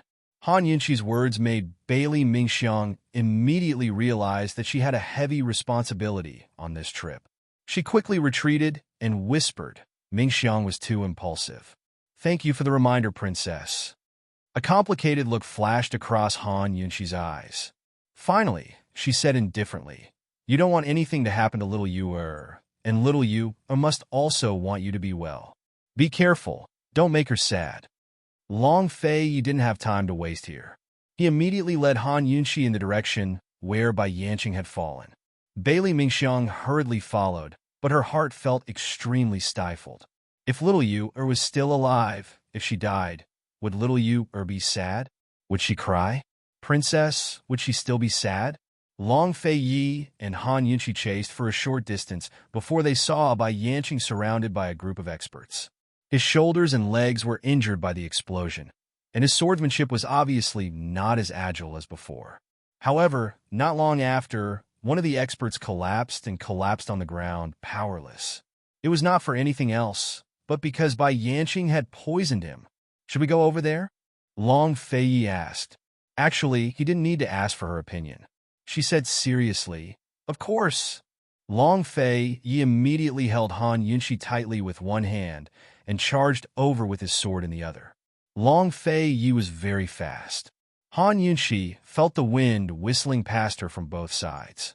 She didn't know why, but she felt the excitement of going to the battlefield to kill the enemy. Was this how it felt to fight side by side? Han Yunxi wished that her legs would recover quickly so that she could learn martial arts and truly fight side by side with Long Fei Yi. Just as Long Fei Yi raised his sword to attack Bai Yanqing and caught him off guard, Ningqing suddenly appeared from the side and blocked Long Fei Yi. He said coldly, "Bai Yanqing's life is mine. Who the hell are you?" Long Fei Yi was still wearing the silver mask, and Han Yunxi was still disguised as a man. No wonder Ningqing didn't recognize them. Ningqing would never have guessed that Long Fei Yi had planted Su Xiaoyu a few months ago. He would never have guessed that the people in front of him were Long Fei Yi and Su Xiaoyu. At this moment, Bai Yanqing noticed them. He said sternly, "Ningqing, my good disciple isn't dead, right?" Bai Yanqing suspected that Bai Yuqiao controlled Black Tower and gave him false information about the perplexing butterfly illusion. He also didn't expect that the real culprits behind the scenes were Long Fei Yi and Han Yunxi. This misunderstanding was huge. Chapter 897. Bai Yuqiao wasn't dead yet? One had to know that Black Tower had already turned into ruins. Ningqing snorted, "He's dead. Then this debt will be on your head alone. Give me your life." Bai Yanqing's eyes were fierce. His attention was all on Ningqing, and he didn't put Long Fei Yi and Han Yunxi, these two strangers, in his eyes. It had to be said that this was the first time Long Fei Yi and Han Yunxi were completely ignored. "I'll take responsibility for my own actions." Ningqing also ignored Long Fei Yi and Han Yunxi. He raised his chin and looked at Bai Yanqing with disdain. "Bai Yanqing, you and I are both clan leaders. Do you dare to throw your poison skills aside and have a duel with me?" Ningqing's plan could be considered a failure. The biggest bargaining chip in his hand now was the Pearflower Storm Needles. No matter how despicable his methods were, he had to try his best to fight for the most advantageous conditions. If he missed this opportunity, perhaps it wouldn't be him finding trouble with Bai Yanqing, but Bai Yanqing finding trouble with him. A duel? Bai Yanqing sneered and agreed easily. "Okay." Seeing that the two were about to fight, Han Yunxi immediately stopped them. She said coldly, "Ningqing, go to the side. Bai Yanqing's life is mine." Han Yunxi used her real voice. Ningqing and Bai Yanqing were very surprised and looked over. "You, princess." Bai Yanqing had always thought that Long Fei Yi and Han Yunxi's lovers turned into rivals. However, Ningqing, who knew the truth, immediately guessed that the man holding Han Yunxi was Long Fei Yi. "Princess, what happened to your leg?" "Long Fei Yi. What did you do to her?" Ningqing was furious. Long Fei Yi took off his silver mask. His expression was calm, and his eyes were cold. He answered Ningqing coldly, "What I did to her has nothing to do with you." Ningqing was furious, but in the end, he didn't make a move. He wasn't irrational enough to go against Long Fei Yi in front of Bai Yanqing. Bai Yanqing looked at Long Fei Yi hugging Han Yunxi. He was in disbelief. Why were the two of them still together? Why? He had spent so much effort and laid out such a meticulous plan just to make the two of them turn against each other. How did they? East Qin's crown prince and Western Qin's princess are in love. Haha, what a joke. Bai Yanqing broke out in laughter. He looked at Ningqing and laughed even louder. "Family head Ning, did you see that? The D clan paid such a large price to recover Western Qin, but the Western Qin's princess is still in love with the East Qin crown prince." Ningqing's ugly face was now so gloomy that it could drip water. "Ningqing, you spent so much effort to ambush the old man, but he doesn't appreciate it." "Oh, that's right. Han Yunxi wouldn't be here to help Long Fei Yi kill the old man, right?" When Bai Yanqing said these words, he looked at Ningqing with disdain. Every word he said was for Ningqing to hear. He walked over step by step and kept sighing. "Family head Ning, you wouldn't have betrayed Western Qin like the old man, right?" "I didn't," Ningqing roared. This was the most difficult thing for him to accept. "Then why didn't the Western Qin's princess help you? Why did she lie in the East Qin crown prince's arms? You should know that in this world, only she can compete with the old man." Bai Yanqing asked. Ningqing had nothing to say. He didn't know when he had lowered his arrogant head, like a child who had made a mistake, allowing others to criticize him. But where did he go wrong? Where did he go wrong? Ning Chung, you're too pitiful. The old man won't make it hard for you. You can go back. Ha! They've already forgotten their grudges with a smile. What are you blindly worrying about? Under Bai Yanqing's taunting, Ning Chung didn't move, but his right hand was already clenched into a fist. Was he blindly worrying about nothing? Was he the only one who was worried? 3 generations of the D clan were all worried. Ning Chung asked himself a question in his heart. Was he really willing to worry about revenge and restoring his country? He'd been worrying about it since he was in his teens and had lived and suffered for the sake of it his entire life. Was he willing to do all of this? The answer he gave himself was yes. He had studied Western Qin's history since he was a child. He worshipped that imperial clan and yearned for that country. From the first day he joined Tianning's army, he yearned for the day he could lead his own country's army and protect his country. The D clan was his home, Western Qin was his country, and his country was all he had. After so many years of fighting alone, if not for the country's faith supporting him and the D clan, who could bear the loneliness? Who could resist the temptation? But today, he was standing here alone, enduring Bai Yanqing's mockery. It wasn't just directed at him, but at the entire D clan. Was this really Bai Yanqing's mockery? No. This was Long Fei Yi and Han Yunqi's mockery of him. That's right, the descendants of the imperial clan didn't matter, so why should he worry? But whether it was Long Fei Yi or Han Yunqi, neither of them had ever turned their backs on the imperial clan. Neither of them had selfishly abandoned the heavy responsibility on their shoulders. Even if their hearts ached, they were prepared to meet each other on the battlefield. They'd already agreed that neither would yield to the other. Finally, Han Yunqi lost her temper. Bai Yanqing, shut your mouth. What right do you have to judge the D clan? You traitor. Bai Yanqing couldn't stop laughing. Traitor? Han Yunqi, you're the traitor. You're Western Qin's greatest traitor. You're throwing yourself into the arms of your enemy. Are you worthy of Western Qin's ancestors? Hee. I think the East Qin's ancestors won't accept you. Long Fei Yi's eyes turned cold. He didn't have the patience to waste words with Bai Yanqing. The sword in his hand had already been prepared. Rather than arguing with Bai Yanqing, he preferred to cut off Bai Yanqing's mouth with a single slash. However, Bai Yanqing quickly sensed the killing intent on Long Fei Yi's sword. He took a step back and gave a cold laugh. East Qin Crown Prince, you can coax Han Yunqi, but you can't coax the people of the world. These words were without a doubt sowing discord, hinting that Long Fei Yi was using Han Yunqi. Finally, Ning Chung looked up. His sunken eyes were filled with grief and anger. Between Long Fei Yi and Han Yunqi, there was no need for any explanation, and no one could provoke them. Long Fei Yi immediately raised his sword, but Ning Chung also raised his sword at the same time.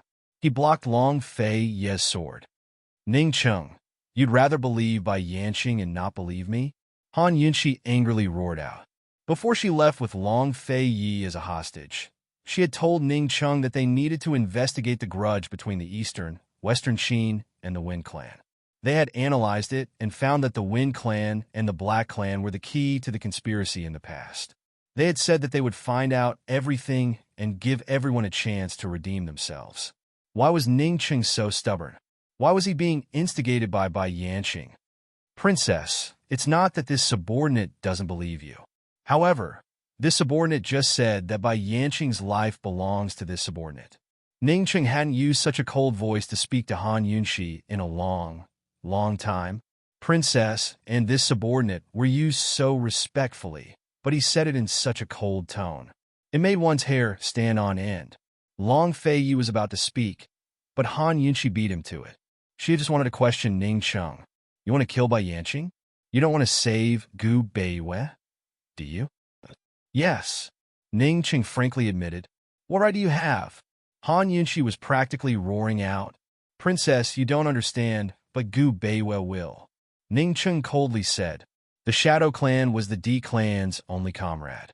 He firmly believed that the Shadow Clan was more willing to sacrifice everything for the sake of Western Qin's royal family than the D Clan. Han Yunqi indeed didn't know what choice Gu Beiwei would make. However, Unless she heard Gu Beiyue's choice with her own ears, she absolutely wouldn't allow anyone to act on their own and sacrifice Gu Beiyue's life. When she thought of that gentle, white-clothed gentleman, an imperial physician Gu whose smile was as warm as the spring breeze, Han Yunxi's heart ached. Ning Cheng, even if Gu Beiyue understands, you still don't have the right to make a decision for him. Han Yunxi said coldly. Understanding and making a choice are never the same. Ning Cheng was about to retort when Han Yunxi questioned. Also, we agreed to give everyone a chance to redeem themselves. You even used the red barbarian cannon. What is the meaning of this? Bai Yanqing didn't understand these words, but Ning Cheng understood in his heart. Even if Han Yunxi and Long Fei Ye's analysis was very reasonable, and there was indeed a possibility of a misunderstanding in the grudge between Eastern and Western Qin, Ning Cheng still didn't believe it in his heart. He didn't want to waste time and didn't want to be dragged into Long Fei Ye's trap by Han Yunxi. Killing Bai Yanqing, threatening Jun Yixie, and allying with the Northern Dynasty's emperors to continue the war with East Qin was his wisest choice. Ning Cheng looked at Long Fei Yi and coldly replied, I don't believe the East Qin crown prince's intentions. Ning Cheng, you disappoint me too much, Han Yunxi said angrily. As soon as she finished speaking, Bai Yanqing suddenly clawed at Ning Cheng. Ning Cheng was already on guard. He instantly retreated and dodged Bai Yanqing's attack. Bai Yanqing immediately chased after Ning Cheng. Ning Cheng also retreated quickly. As he retreated, he took out the pear blossom rain needles and aimed them at Bai Yanqing. He didn't retreat anymore and allowed Bai Yanqing to close in. Bai Yanqing never expected that the Tang sect's second-ranked hidden weapon would be in Ning Cheng's hands. He couldn't react for a while. However, Han Yunxi was shocked. No matter how much she understood about the pear blossom rain needles, this thing was already useless. There were no hidden needles at all. Ning Cheng was in danger. At this moment, Ning Cheng did not continue retreating. Bai Yanqing was very close to Ning Cheng. If Ning Cheng couldn't kill Bai Yanqing, then it would be Bai Yanqing's sword that killed Ning Cheng. Han Yunxi shot out a poison needle without any hesitation at Bai Yanqing. Who would have thought that at this moment, Bai Yanqing would suddenly roll to the side? Han Yunxi's golden needle shot into Ning Cheng's right eye like this. Almost at the same time, Ning Cheng found that not a single hidden needle came out of the pear blossom rain needles he activated. No one would have thought that this kind of accident would happen. After Bai Yanqing rolled, he ran away after rolling a few times. Of course, he had to run away. If Long Fei Yi and Han Yunxi joined hands, he would definitely not be able to defeat them. If he fell into Han Yunxi's hands, he might be able to use Gu Beiyue as a bargaining chip. However, if he fell into Long Fei Ye's hands, it would be a deader road than falling into Ning Cheng's hands. Although Bai Yanqing had sowed discord, he still couldn't figure out what was going on between Long Fei Yi and Han Yunxi. He didn't believe that Long Fei Yi and Han Yunxi had really forgotten about each other's hatred. Han Yunxi maintained the action of shooting out the needles. Ning Cheng's right eye continued to bleed.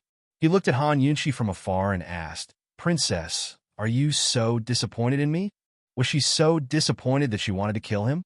Han Yunxi was about to explain, but Long Fei Yi hugged her tightly and flew to the right, chasing after Bai Yanqing.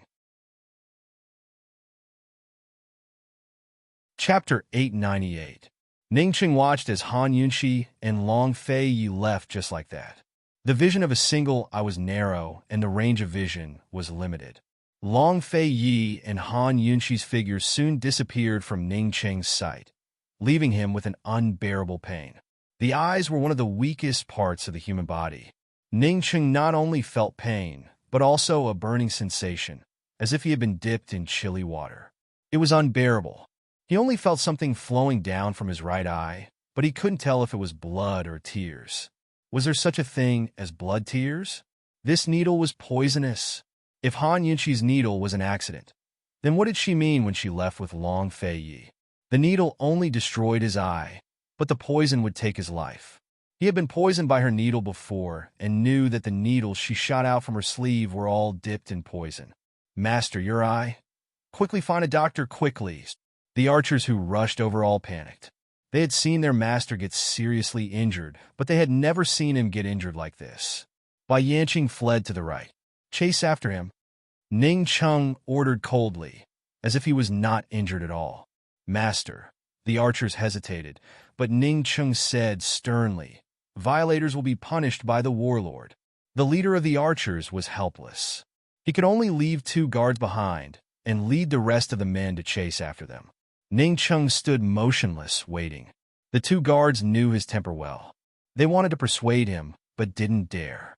In fact, Ning Cheng's wisest choice now was to leave immediately and find a poison master to detoxify the poison and find a doctor to save his eye.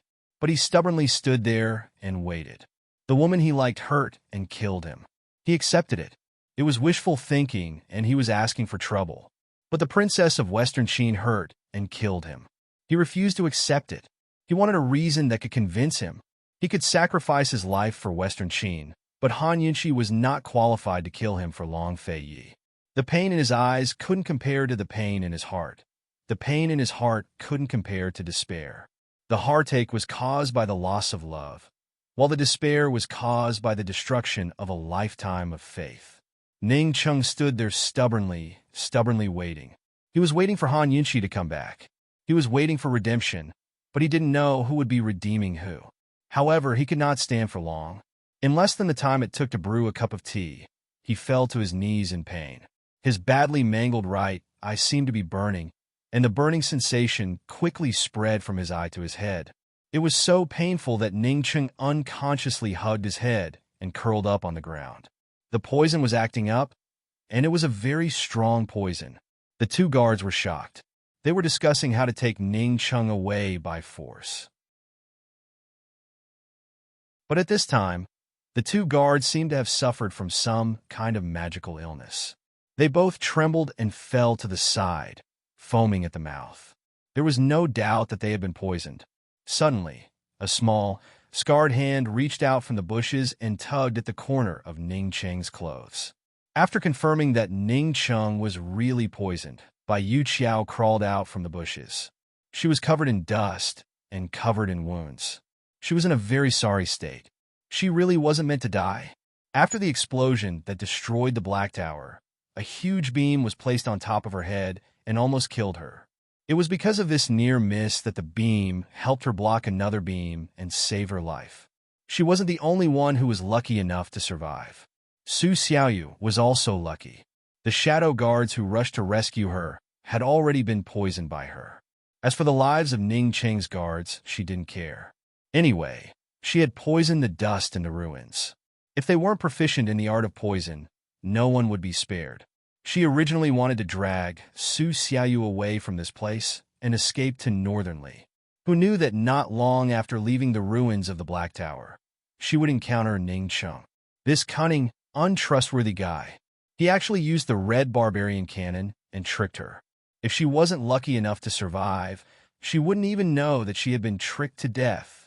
Master Ning, you're a merchant. It's fine if you're cunning, but how can you not keep your word? The price for playing tricks on this lady is very high. Bai Yuqiao muttered to herself. She turned the curled-up Ning Cheng over. At this time, she saw that Ning Cheng's right eye had been pierced and the blood was black. He had been poisoned. Master? Bai Yuqiao was very suspicious. She didn't know anything about what had just happened. When she discovered the shadow guards in the ruins, she only suspected that Long Fei Yi had come as well, but never Han Yunxi. Bai Yuqiao pulled out the needle without hesitation, causing Ning Cheng to jerk violently from the pain. He was already on the verge of unconsciousness, but the agony caused him to open his left eye and see Bai Yuqiao. Frightened, Bai Yuqiao took out a poison needle and stabbed it into Ning Cheng's arm.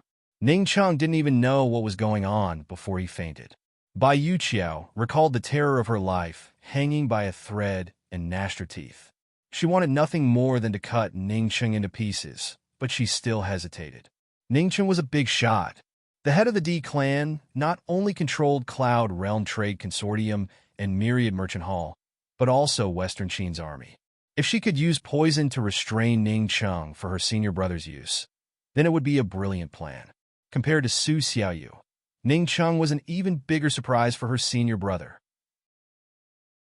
Bai Yuqiao made a prompt decision and took out a pill she carried on her person for Ning Cheng to swallow. Ning Cheng's poison was hypertoxic. If it wasn't cured within 15 minutes, he'd die without a doubt.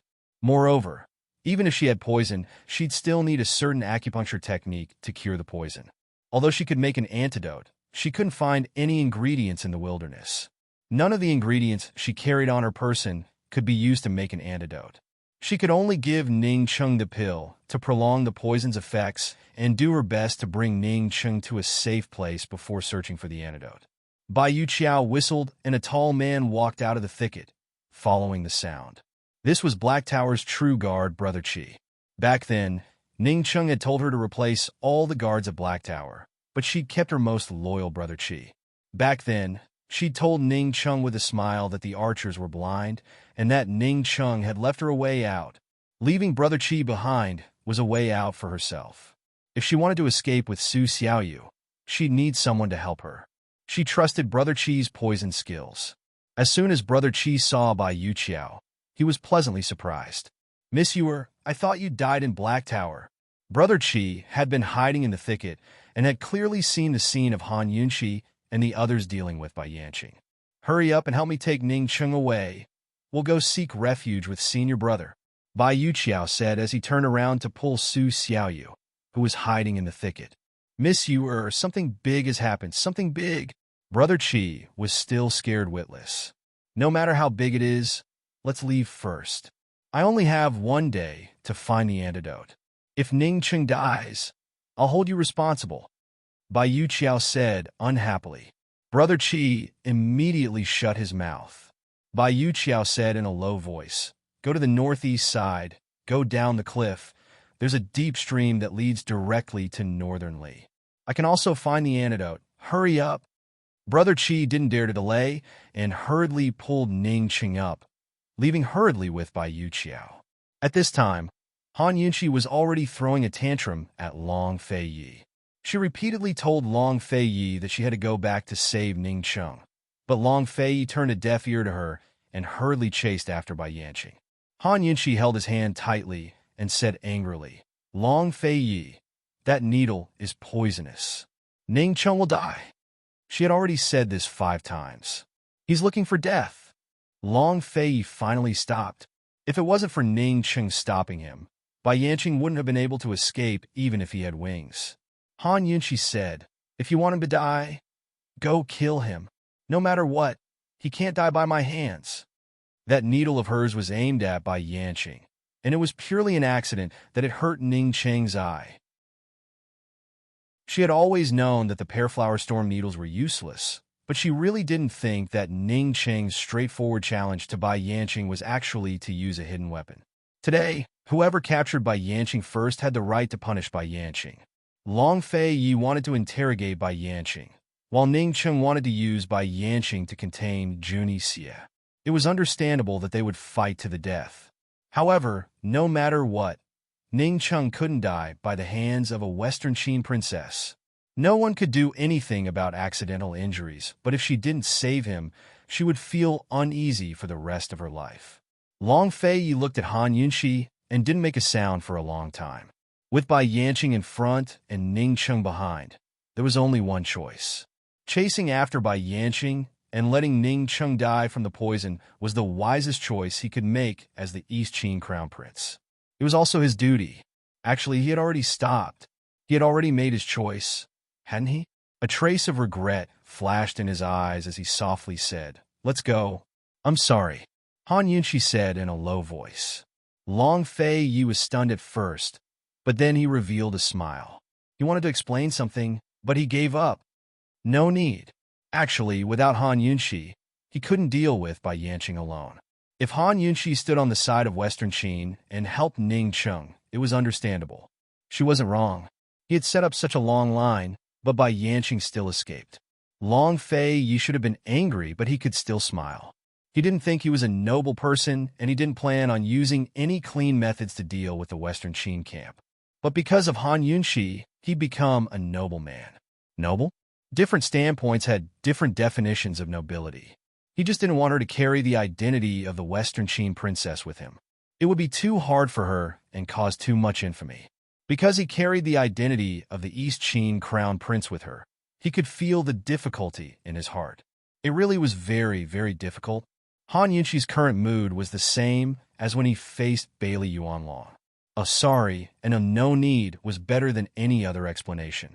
If the world didn't understand, it was fine if they understood each other.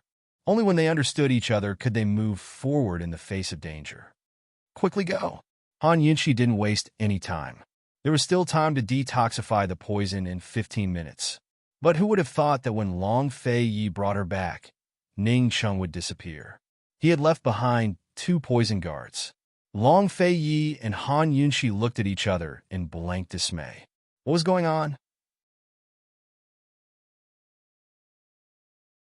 Chapter 899. How could this be? If it was only Ning Cheng who had gone missing, then it was possible that that fellow had gone to find the poison doctor to detoxify him.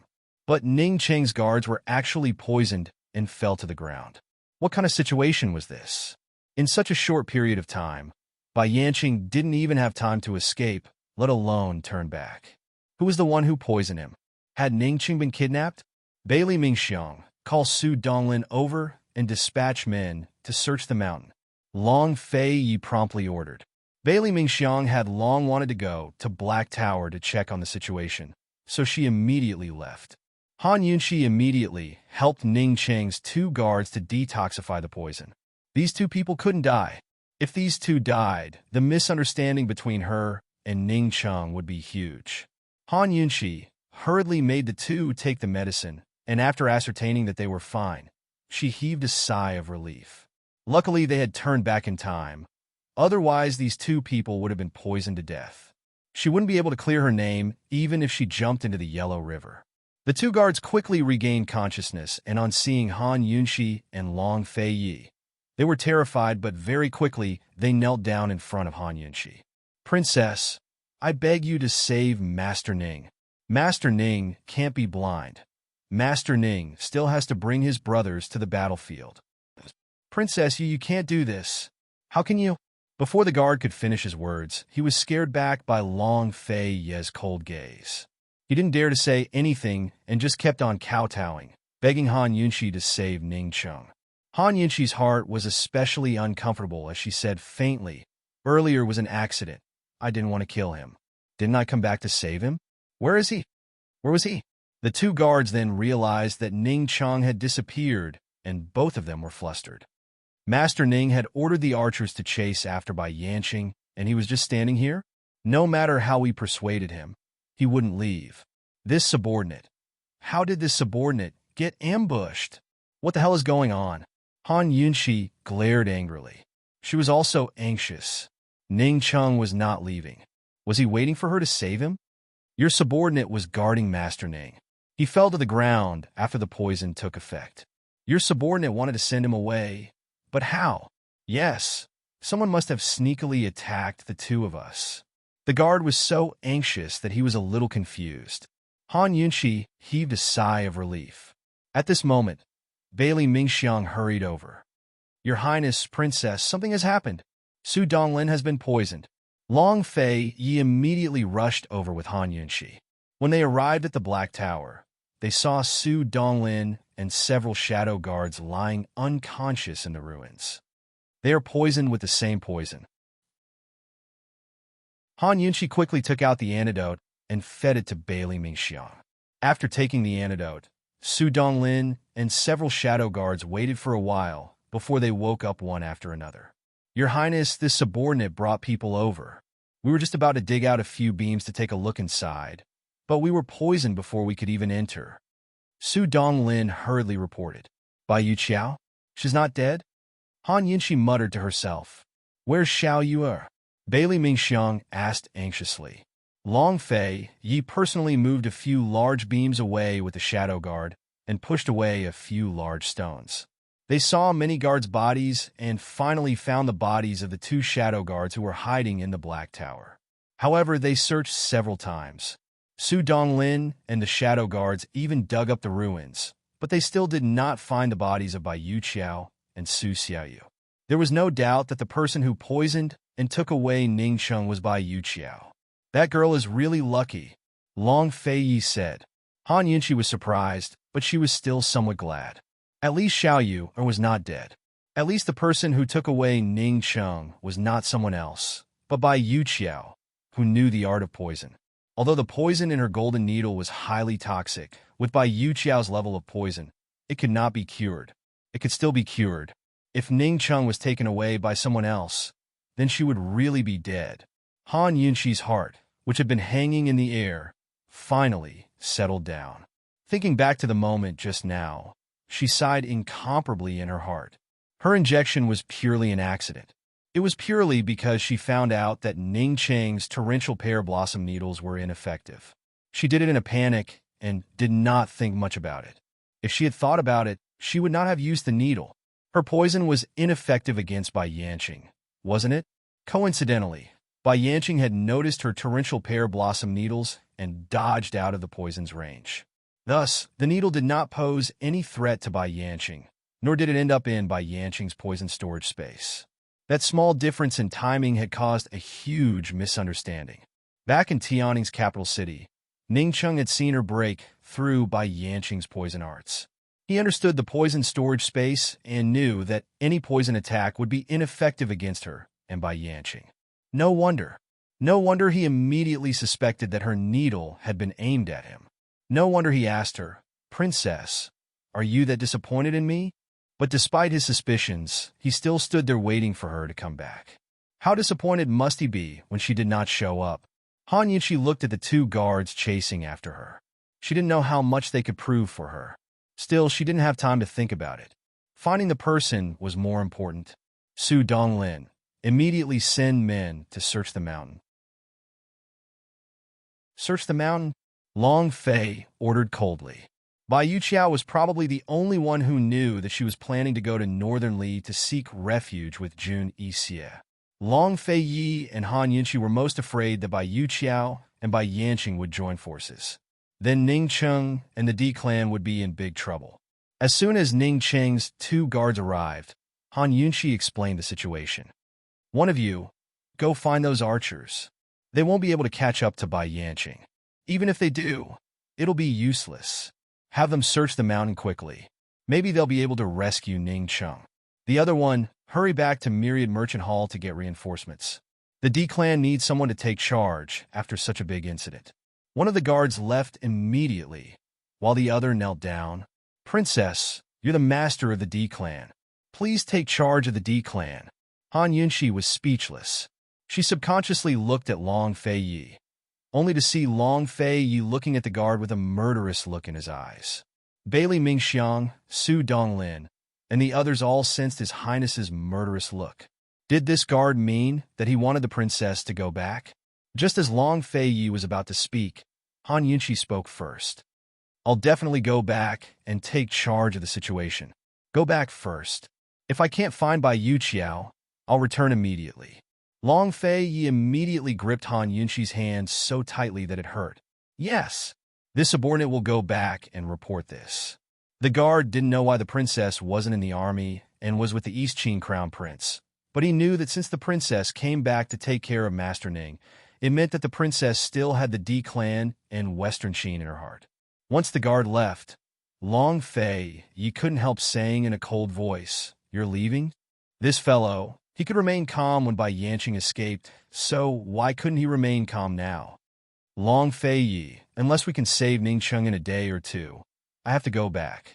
If Ning Cheng falls into Bai Yanqing's hands, the entire D clan will be in danger. There will be a war between Eastern and Western Qin, and it will start early. Han Yunqi seriously analyzed. God knows what Ning Cheng, that stubborn person, would do after misunderstanding her. What if Bai Yanqing succeeded in driving a wedge between Ning Cheng and himself? What if Ning Cheng was thoroughly disappointed in this Western Qin princess? Would he betray Western Qin or join forces with Bai Yanqing? No matter what, Ning Cheng had been kidnapped, the D clan was in danger, and Long Fei Yi was in big trouble. At this juncture, even if she didn't want to go back, she had to. She had to take control of the D clan and shoulder heavy responsibilities. How could Long Fei Yi not understand after Han Yunqi's words? He fell silent, his eyes dark and gloomy. His expression was complicated, and no one could tell what he was thinking. After a long time, he finally spoke. "Let's find the person first." "All right." Han Yunxi dearly wished they could find the person. As soon as Long Fei took her in his arms, she muttered, "Fei, you have to find the person." In other words, she didn't want to leave. Long Fei's tone was especially cold. "I didn't agree to let you go. Let's find the person first." With Han Yunxi in his arms, he quickly disappeared into the forest. Bailey Mingxiang and the Shadow Guard didn't dare delay and followed after them. Would they be able to find Bai Yuqiao's tracks? If they couldn't find him, would Han Yunxi go or stay? Would Long Fei have any plans? Everything was unknown. Han Yunxi's group searched the mountains and plains for the missing person. News of the explosion at Black Tower had already spread to the surrounding areas, including the three-way Black Market's gambling houses. The three-way battlefield was a sensitive area to begin with, so explosions were even more sensitive. Not only did news spread quickly, but it was also exaggerated by all sorts of suspicions. Naturally, the news had already reached the three-way Black Market, which was the most well-informed place. Gu and Deacon Jean had already fought multiple rounds, but there was still no clear winner. It was now a draw. Although the two of them were playing with increasing vigor, the spectators had long grown tired and left. It wasn't that they didn't want to know the outcome, but that they were planning to come back in a few days. Based on the current situation, it would take at least 3 to 5 days for a victor to be decided between the two of them. Of course, there were still plenty of people who held on. Even if it was a draw, they didn't want to miss it. After all, it was a rare opportunity to see a peak battle between experts. In the future, they would have plenty of things to talk about in the gambling houses. Mu Ling was definitely Gu's most diehard fan. She was still staring at her Chi brother and hadn't paid much attention to the gambling house at all. At this moment, it was time to open the lid again. Unlike the silence from before, many people were chatting while watching. But Gu Qishao, who was about to open the lid, suddenly sat up and looked behind him. For a moment, the whispering crowd behind him quieted down. Gu looked at them coldly and asked, "Who said something happened at Yushan's place?" Yushan was where the Black Tower was located. A middle-aged man answered timidly, "It was me." "What happened at Yushan?" Gu suddenly asked sternly. He stood up and walked over. The middle-aged man was frightened and answered with a trembling voice, "There was an explosion at Yushan's place this morning." Many people said. Before the man could finish his sentence, Gu turned around and ran through the crowd to the backstage of the gambling house. Yushan exploded. Other than Ning Cheng's red barbarian cannon, what else could it be? What a Ning Cheng, he actually played such a good show. Mu Ling was confused at first, but she quickly understood what was going on. Chi brother, wait for me." Mu Ling hurriedly chased after him. However, by the time she reached the backstage of the gambling house, Gu was already gone. Gu couldn't find Ning Cheng. He caught a few people but couldn't get anything out of them, so he went to the main hall of Myriad Merchant Hall. Mu Ling couldn't find him and also wanted to go to the main hall. However, she was stopped by a few big men just as she was about to leave. Chapter 900. Mu Ling retreated step by step, belatedly realizing the seriousness of the situation. The burly men approached her step by step, revealing a vulgar smile. Looking at the burly men approaching, Mu Ling was not afraid, because at this moment, her grievance outweighed her fear. That hateful Chi brother, he threw her away again. He threw her away. Although she felt wronged, her anger was far greater than her fear. Mu Ling stopped retreating. She stood in place and suddenly shouted, "What do you want?" The burly men stopped abruptly, stunned. They could not tell that this petite and weak girl was actually a lioness from Hedong. Her roar was so frightening. They only wanted to trap Mu Ling and did not want to do anything else. The only reason they showed such a vulgar look was to scare her and make her behave. Seeing that Mu Ling was not afraid, the burly men became fierce. "Mu Ling you'd better stay here obediently, or you'll suffer." "Where's Chi brother?" Mu Ling questioned. "You better take care of yourself first." The burly man sneered. In fact, the news of Ning Cheng's accident had not yet spread. Everyone in Myriad Merchant Hall thought that Ning Cheng's trip this time was bound to succeed. After all, Ning Cheng had made so many preparations. At this moment, everyone was waiting for Ning Cheng's good news. What did you do to Chi brother? Where's Ning Cheng? He's the master of a clan. Why is he so untrustworthy? He's not even as good as a little girl like me. Mu Ling angrily rebuked. He secretly hid the letter from the princess of Western Qin and deceived me and Chi brother. He offended his superiors. He even talks about pledging loyalty every day. Does he have any shame? As soon as these words came out, several big men became angry. They would never allow anyone to insult Master Ning like this. A burly man suddenly came forward. Mu Linger did not dodge, and the burly man unceremoniously grabbed her collar and warned, "Shut your mouth. If you insult our family head again, I will not spare you."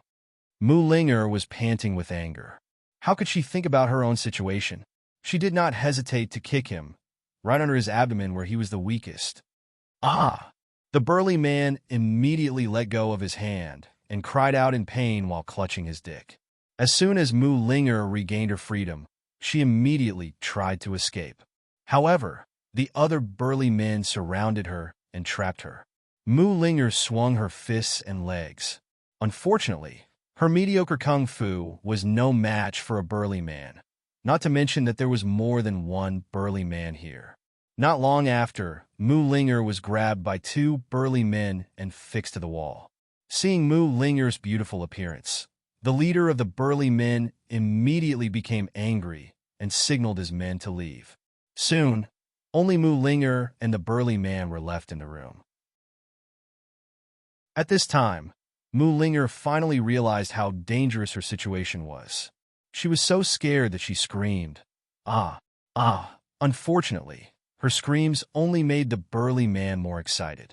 He laughed until his face was full of fat.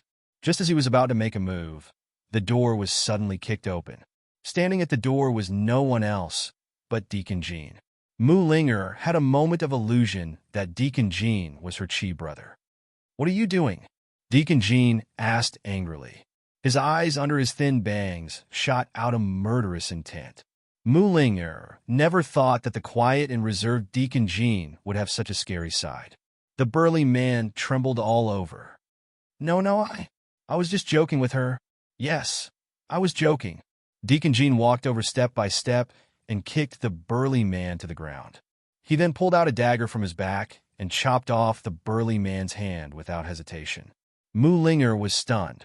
She never thought that such a skinny man would have such strength. Just a dagger was enough to break a person's bones? "I won't kill you because I'm giving Ning Cheng face." "Scram!" Deacon Jean said coldly. The burly man got up and fled. Mu Linger looked at Deacon Jean in panic and asked, "What is your relationship with Ning Cheng? If this guy was really the 1,000 Gold Hall's deacon, how would he dare to call Ning Cheng by his name?" Deacon Jean seriously wiped the blood off the dagger as he replied, "I am the owner of the East Valley Private Bank in the three-way black market. I am Ning Cheng's friend and was entrusted by him to manage the 1,000 Gold Casino." When these words came out, Mu Linger was really frightened. No wonder this guy would agree to her unreasonable request and give Gu a limitless gold card so easily. It turned out that this guy was the boss of the three-way black market's underground private bank. There were many private banks in the three-way black market, but the East Valley Private Bank was the most famous. This was because the East Valley Private Bank did not belong to any power and was independent of the three powers of the three-way black market. They only did one business, and that was lending money at high interest rates in the casino. Mu Linger stared blankly at Deacon Jean. Deacon Jean allowed her to stare. Since young, he had been stared at by women of all ages and was used to it. Who knew that Mu Linger did not stare for long? She quickly laughed and said with a fawning expression, "Big Boss Jean, can you let me out?" "No," Deacon Jean replied heartlessly. Mu Linger's expression immediately changed. Jackals of the same lair scram. Deacon Jean was stunned. Looking at Mu Linger's angry little face, he almost could not help but laugh. Luckily, he did not laugh. This was the first time he heard the word scram in front of a woman. Deacon Jean really turned to leave. He walked very slowly, as if waiting for something. Unfortunately, even when he was at the door, Mu Linger still did not beg him. Strange. Didn't women pester and beg many times when they begged? This girl only begged once? Deacon Jean finally turned back. For his freedom, he was ready to risk everything. The explosion at Yushan must have succeeded. He had succeeded in keeping Gu. Now, as long as he could deal with this girl, Ning Chung would return his indenture contract to him. He had been sold to the three-way black market and sold to the Myriad Merchant Hall since he was a child. Over the past 20 years, he had suffered a great deal before he was able to monopolize the usury business in the three-way black market's casinos and establish his own bank. Even so, he was still a slave of Myriad Merchant Hall. He had once wanted to trade the entire East Valley Private Bank with Ning Chung for his indenture contract. Unfortunately, Ning Chung thought it was too little. He wanted to leave this shady place and return to his hometown. He only knew that he was from the Winter Crow clan and nothing else. Ning Chung wanted him to deal with Mu Linger because he had his eye on the Mu clan behind her. According to his understanding, although the Mu clan in Medicine City had fallen, Long Fei Yi and Han Yunxi had repeatedly pressured the elders of Medicine City to remove many restrictions on the Mu clan.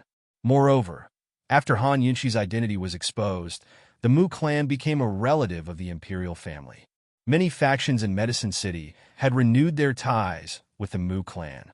Deacon Jean could guess that something must have happened between Ning Chung and Han Yunxi for Ning Chung to dare make a move on Mu Linger. However, he was only responsible for tricking the person into his hands and had no interest in anything else. Mu Linger was suspicious when she saw Deacon Jean turn back, but then she heard Deacon Jean say, "Girl." Deacon Jean had only just called her when Mu Linger unhappily cut him off. "Who allowed you to call me that? Girl is not for you to call me that." It was Chi Gij who called her that. Deacon Jean once again had a whole new level of respect for Mu Linger. He usually ignored women, let alone called her so intimately. This was the first time he had been rejected like this. "Miss Linger, I have no ill intentions. I just want to tell you that I can't take you out of the three-way black market, but I could take you to the East Valley Private Bank and guarantee your safety for the time being. When Ning Chung returns, I'll have to send you back," Deacon Jean said seriously. "You? Where did you get such kindness from?" Mu Linger blurted out. Deacon Jean was really defeated by this girl. This girl had just begged him, and now she was asking this? Moreover, her words were sarcastic. Deacon Jean had never suffered such a loss in front of a woman. No matter how dissatisfied he was, he still held it in. He smiled faintly. "I'm not being kind. I just don't care that Ning Chung is bullying a woman." He lowered his voice.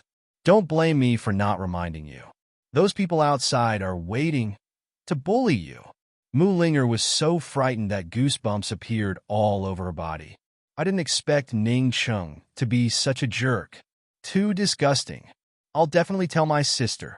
Deacon Jean laughed inwardly. After being friends and foes with Ning Chung for so many years, he finally managed to trick him. Although Mu Linger didn't completely trust this Deacon Jean, she still followed Deacon Jean out of the casino. Along the way, she asked about the situation at Black Tower several times, but Deacon Jin's answer was that he wasn't sure. She didn't expect Chi Brother to come back to save her. She only hoped that Chi Brother would quickly go to Black Tower and salvage something. At this time, Gu had just come out of Myriad Merchant Hall. He couldn't find Bai Yu Qiao, and he couldn't find out anything about Black Tower even after capturing a few people. He could only leave as soon as possible and rush to Black Tower. The people of Myriad Merchant Hall were afraid of his poison skills and didn't dare to stop him. He had completely forgotten about Mu Linger. However, just as he left the three-way black market, a servant from Golden Wing Palace came to find him and whispered a letter. "Master, an urgent letter from Medicine Ghost Valley." What urgent matter could there be in Medicine Ghost Valley at this time? Why would they send an urgent letter to Golden Wing Palace? Gu opened it suspiciously and found that there were 2 letters in the urgent letter. One was from Medicine Ghost Valley's butler, and the other was from Gu Beiwei. It had to be said that when he saw Gu Beiyue's handwriting, Gu's heart skipped a beat. It turned out that Gu Beiyue had used a group of old goshawks that had grown their beaks to send a secret letter to Medicine Ghost Valley, asking for his help. When an eagle reached a certain age, its beak would grow longer and longer, almost reaching its chest. If it didn't grind its long beak off or knock it off, it would become more and more difficult to survive. Therefore, the eagles would find a cliff and knock their beaks off. After a period of torment, some eagles persevered and grew a new beak, gaining a new life, while others died. Medicine Ghost Valley had a cliff where herbs that could help the eagles survive were planted. Every year, a large group of old goshawks would be attracted there. Medicine Ghost Valley's medicine boy would pick up the beaks that were knocked off and make them into strange medicine. Gu Beiyue happened to meet an old goshawk when he was under house arrest, so he took a gamble. Fortunately, he made the right bet. Not long ago, when the medicine boy went to pick up the goshawk's beak, he saw a secret letter tied to the goshawk's leg. Gu looked at Gu Beiyue's letter and laughed foolishly. He looked up to the sky and laughed. I got it without any effort. Gu Beiyue's letter said,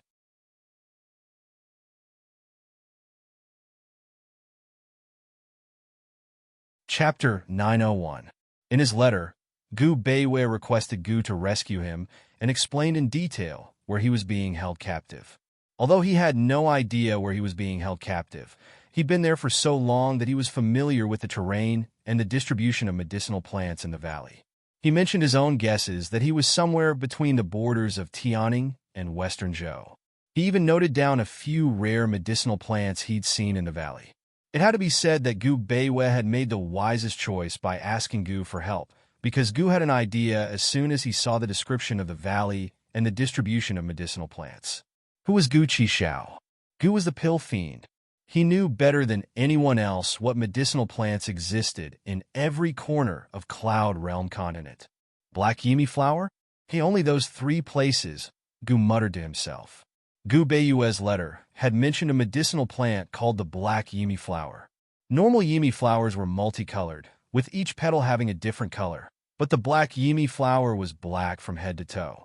It was a type of medicinal plant that had strict requirements for soil and climate. You couldn't find it anywhere else, but Gu had seen it in 3 places. Moreover, the topography and distribution of plants in those places matched Gu Beiyue's description.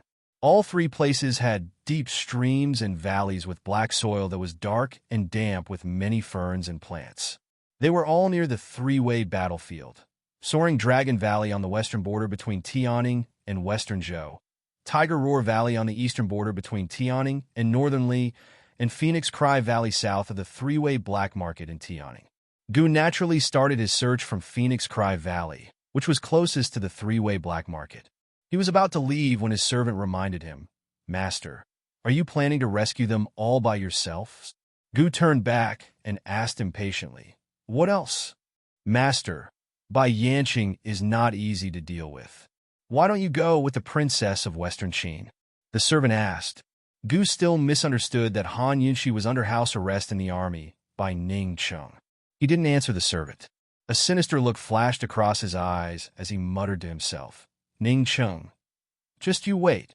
Ning Cheng had used the red barbarian cannon, which meant that Bai Yanqing must have arrived at the black market.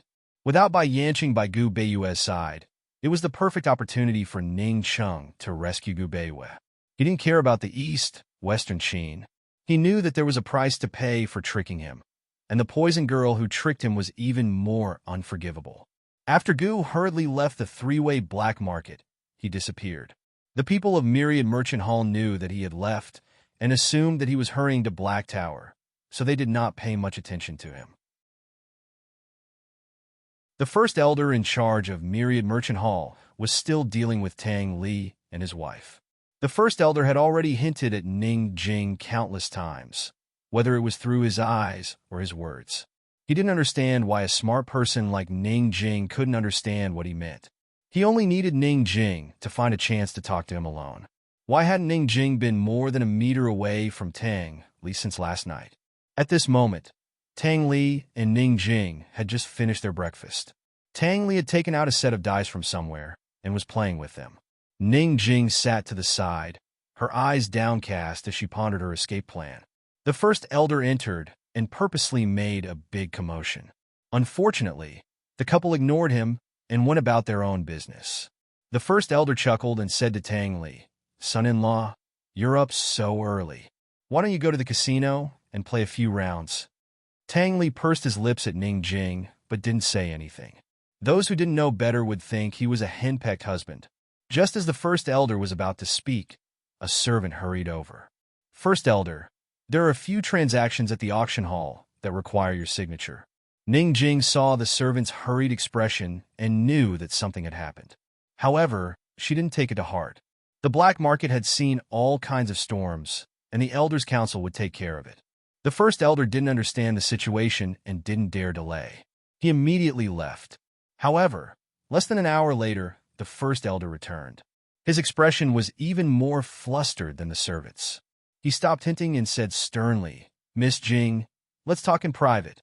Ning Jing's heart grew suspicious. What had happened that the Council of Elders couldn't handle? She touched the jade bracelet on her wrist and looked at Tang Li. Tang Li smiled and said teasingly, "A married daughter is like spilled water." First elder, Jing Jing, can no longer make decisions for Myriad Merchant Hall. You should go look for my brother-in-law. The first elder seemed to be suppressing something, and several traces of hatred flitted across his eyes. He ignored Tang Li, and his tone towards Ning Jing turned cold. Could it be that Miss Jing thinks the same? Ning Jing immediately understood the first elder's meaning. She tugged at the invisible string between the two bracelets and cast a pleading look at Tang Li, as if saying to Tang Li, "If you don't give in, they'll definitely suspect me. By then, both of us will be finished." Since their marriage, she had never looked at him so pitifully and begged him. Unfortunately, Tang Li was unmoved. No matter how stupid Tang Li was, he wouldn't let her go. Once he did, Ning Jing might escape on her own, and he would be trapped here. Tang Li avoided Ning Jing's gaze. Ning Jing was inexplicably angry, so she simply said to the first elder, "Son-in-law is not an outsider. If you have something to say, just say it." Unexpectedly, the first elder suddenly sneered and said angrily, "Miss Jing, the Tang sect has gone too far. The hidden needles of the Pearflower Storm Needles have long been used up. The betrothal gift from the Tang sect is nothing but worthless scrap metal." At this point, Ning Jing stood up abruptly, and Tang Li looked over. His hand loosened, and the porcelain bowl shattered on the ground. The Pearflower Storm Needles was the Tang sect's second-best hidden weapon. Even if it was given away, there wouldn't be too many secrets about how to use it. This was to prevent the hidden weapon structure from being deciphered. Therefore, the Ning family only knew how to use the Pearflower Storm Needles, but they couldn't open it to see if it was full or empty. The betrothal gift was such a big deal. Who would have thought that the Tang sect would tamper with it? Almost everyone thought that the Pearflower Storm Needles were full of needles, including Ning Jing. Tang Li knew that Ning Chung must have used the Pearflower Storm Needles to discover this secret. "Tang Li, you big liar. Your betrothal gift is all fake. The Tang sect is too much of a bully." Ning Jing flew into a rage. She hadn't even realized that Ning Chung was in danger. She only thought that her wedding was really laughable and ironic. Which woman didn't yearn for a beautiful wedding? Even someone as cold-hearted as her also longed for an unforgettable wedding in this lifetime. She had secretly comforted herself before. Even if her wedding with Tang Li was full of hypocrisy, everything was done according to etiquette. They were officially married, and nothing was lacking. But who knew that even the betrothal gift was fake? She especially remembered that when Tang Li went to marry her, he asked her, "Ning Jing, can I marry you if I don't have a heart?" She asked him back, "If I say no, are you not going to marry me?" Now that she thought about it, why was it so laughable? Ning Jing sneered. "Tang Li, I didn't expect the Pearflower Storm Needles to be as heartless as you." At this moment, Tang Li couldn't tell if Ning Jing was putting on an act for the Great Elder or if she was really angry. He didn't know how to answer, but the Great Elder said, "Miss Jing, something happened to Master Ning." Only then did Ning Jing realize that Ning Chung must have been in a very dangerous situation to use the Pearflower Storm Needles. She quickly asked, what happened to my brother? The great elder went all out and told Tang Li everything about Ning Cheng's accident. Just now, it wasn't that there was a deal in the auction that needed his signature, but that Ning Cheng's guards had returned with bad news. Tang Li was stunned. He didn't expect his brother to be with Han Yunxi. Ning Jing's face turned pale as she muttered to herself, My brother was poisoned and he's blind? No, I don't want to. Ning Jing started crying as she spoke. I don't believe it. I don't want to. She wanted to escape from the Ning family. She didn't like Ning Cheng, the strict family head, but she never hated Ning Cheng or resented him. Ning Cheng wasn't just the family head of the Ning family. He was also her brother, her biological brother. Her parents died young, and it was Ning Cheng who supported the D clan and the Ning family. An older brother was like a father. Ning Cheng had sacrificed much more than the siblings. She would run away, and perhaps Ning and Ning Nuo would run away too. But Ning Cheng would never run away. Like them, he had selfish motives, but he wouldn't allow himself to give up. No matter how serious the injury was, as long as he could endure it, there would be a day when he would recover. But how could his eyes be healed when the needle was poisoned? Even the head of the medical city, Gu Beiwei, wouldn't be able to save him. Ning Jing suddenly slapped herself. Tang Li couldn't help but ask, Ning Jing, what are you doing? What was she doing? If she controlled her selfishness, if she controlled her feelings that she shouldn't have, Ning Cheng wouldn't have fallen to this state today. She should have told Ning Cheng about the relationship between the Tang sect and the Long Fei Yi. If she did, Ning Cheng would more or less doubt the authenticity of the pear blossom rain needles. But she didn't. She was also one of the sinners. Ning Jing, who had always been stubborn, burst into tears in front of outsiders for the first time. She couldn't control herself. Brother, I'm sorry. Great Elder didn't want to believe it either, but the guards and archers had seen it with their own eyes, so they had no choice but to believe it. But how could Great Elder know what Ning Jing was thinking? He said angrily, Miss Jing, it's all because of the pear blossom rain needles. If it weren't for that thing, Master Ning wouldn't have fallen to this state. Ning Jing's eyes were blurred with tears as she looked angrily at Tang Li. At this moment, Tang Li knew that the agreement between him and Ning Jing was invalid. The game of truth and lies had come to an end. He thought that Ning Jing would question him further, but Ning Jing didn't. She raised her hand and asked coldly, Tang Li, are you going to let go? Tang Li hesitated, but Ning Jing didn't give him a chance to hesitate. She said coldly, Men, chop off young master's left hand. So ruthless. Tang Li untied his bracelet and shrugged. Ning Jing, you win. Keep an eye on him. Ning Jing turned to leave after she finished speaking. Great Elder glanced at the bracelet on the ground and finally understood why Ning Jing couldn't leave Tang Li. He couldn't understand why the two of them had to use that kind of bracelet, but he didn't have time to ask. Because the D-Clan was not only facing Ning Cheng's misfortune, but also Myriad Merchant Hall's crisis.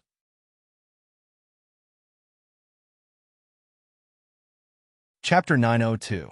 No one knew who was behind this, but in just a short time this morning, Myriad Merchant Hall's auction house had been exposed for fake goods, and several casinos have been exposed for cheating. The auction house and casinos were the most profitable pillars of their business. Now that they were in trouble, Myriad Merchant Hall suffered a great loss. Ning Jing was far away in Northern Li. Before the princess came over to preside over the situation, the Council of Elders could only rely on Ning Jing. The Council of Elders couldn't make a decision on such an important matter. As Ning Jing hurried to the assembly hall, she asked in a daze, Isn't Han Yunxi in the army? Why is she with Long Fei Yi? What does she mean? Why is my brother hiding it for her? The head elder also wanted to know the answers to Ning Jing's questions. Unfortunately, the guards didn't know either. The head elder shook his head. Miss Jing, how can Myriad Merchant Hall concern themselves with the princess's matters? Where's Uncle Chung? Ning Jing asked again. The head elder finally told her about the auction house and casinos. Uncle Chung is handling the dealer in the casinos. He won't be able to come over for a while. There was no need for the head elder to explain. Ning Jing, who was well-versed in the business world, knew very well that the auction house had been exposed for fake goods, and the casinos have been exposed for cheating. No matter which one of these matters was handled properly, it would be a fatal blow to Myriad Merchant Hall. These two places weren't just Myriad Merchant Hall's money bag, but also its reputation. Transactions in the black market were even more untrustworthy than those in the open. They were even more afraid of fraud. Those who could come to the three-way black market mostly had neither a shortage of goods nor silver. Myriad Merchant Hall's business in recent years was far worse than before. If this crisis wasn't resolved, the auction house and casino's business would definitely be snatched away by Golden Wing Hall and East Origin Hall. Ning Jing hadn't calmed down from Ning Cheng's matter, but the casinos and auction house incident made her feel alarmed again. It was obvious that someone had deliberately come to cause trouble. She had never been so flustered before. She even had a premonition that the D clan's Ning clan was about to fall apart. She lowered her head and hurried away. She looked calm, but in reality, she couldn't think straight. Suddenly, the child in her stomach moved. Ning Jing abruptly stopped in her tracks, as if she had just woken up from a dream. Her hand was about to touch her lower abdomen, but when she saw the great elder looking at her, she put her hand down. The baby could move. She could feel it. "Miss Jing, what's wrong?" First Elder asked. "No." Ning Jing looked back and quickly walked forward. Unlike her previous panic, she had calmed down. She instructed seriously, "Just leave a group of security guards here. Send the rest to Yu Mountain to coordinate with the archers. We must save my brother. Also, send a message to the army immediately. Tell Deputy General Shui to strengthen the defense and be mentally prepared. If this matter spreads out, please ask him to stabilize the morale of the army. Send someone to tell Uncle Chung to pay as much as he should. The gamblers will be very satisfied." A trace of viciousness flashed through Ning Jing's eyes. She said in a low voice, "Have him kill the dealer on the spot. Sacrifice the pawn to save the commander." After giving these instructions, Ning Jing hurried to the auction house to personally deal with the crisis there. When she reached the entrance of the auction house, she inadvertently wiped her eyes and found that there were still tears in them. However, she resolutely wiped them clean and didn't cry. There was no point in worrying.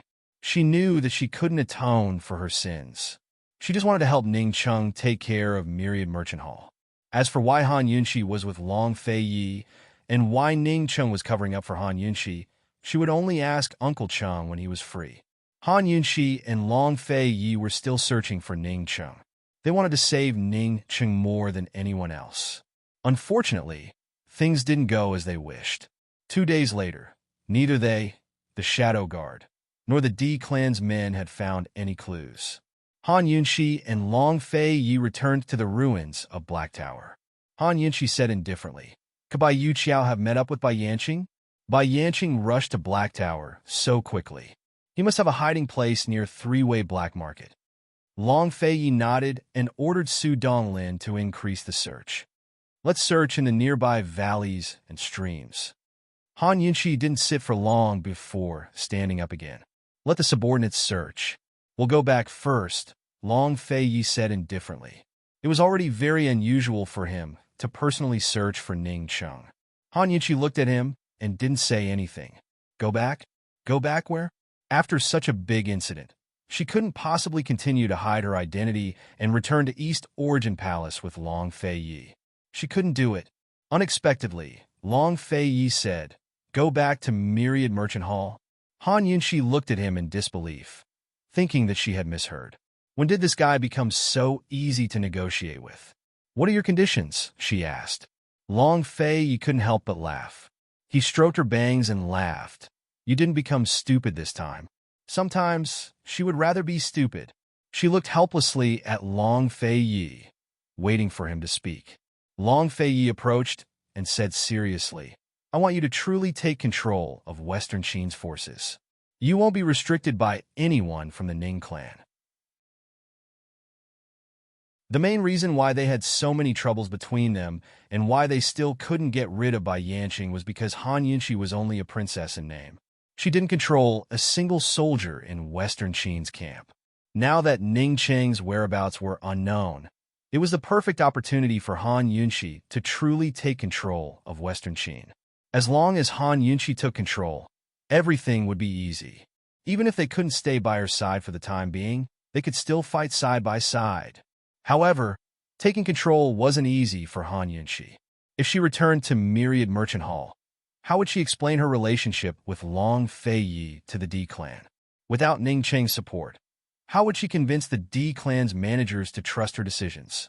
After all, Han Yunshi was still a woman in the eyes of the D clan's managers. She was a woman who couldn't step onto the battlefield and couldn't make decisions. They regarded Han Yunshi as their spiritual leader, but the one who could truly lead them into battle was Ning Cheng. Han Yunshi knew that her return to Myriad Merchant Hall wasn't as simple as the guard had said. Even though Ning Cheng was stubborn and extreme, without him around, it was very likely that she wouldn't be able to do anything in the D clan. Before Han Yunshi could answer, Long Fei Yi said, "You can either come with me now. I still have a way to lure Bai Yanqing out." Han Yunshi was very surprised, but Long Fei Yi had no intention of telling her. He said seriously, "You can either return to Myriad Merchant Hall. I'll give you 10 days. If you can make the decision, I'm willing to cooperate with Western Qin to kill Bai Yanqing. If you can't make the decision, I'll take you away after 10 days. The D clan will clean up their mess." This was Long Fei Yi's final concession. Even if Han Yunshi couldn't control the D clan, even if Ning Cheng really betrayed Western Qin and colluded with Bai Yanqing, Long Fei Yi wasn't afraid of trouble. He needed Han Yunshi to work with him to deal with Bai Yanqing. He needed to rescue Gu Beiwei as soon as possible. He needed to clarify whether the enmity back then was a misunderstanding or hatred. "All right, I agree to the 10-day agreement." Han Yunshi nodded decisively. Although Long Fei Yi didn't say it out loud, she knew that he had taught her a truth, a very cruel truth. If you wanted to take responsibility, you had to have the ability to take responsibility. Otherwise, you could only obediently bear the guilt. Uncle Gao drove the carriage over. Long Fei Yi and Han Yunshi boarded the carriage. Along the way, the two of them didn't speak much. Han Yunshi leaned on Long Fei Yi's shoulder, holding his hand and interlocking their fingers. When the carriage stopped at the entrance of the black market, Han Yunshi finally couldn't hold it in any longer. "Long Fei Yi, will you be staying at East Origin Hall for the next 10 days?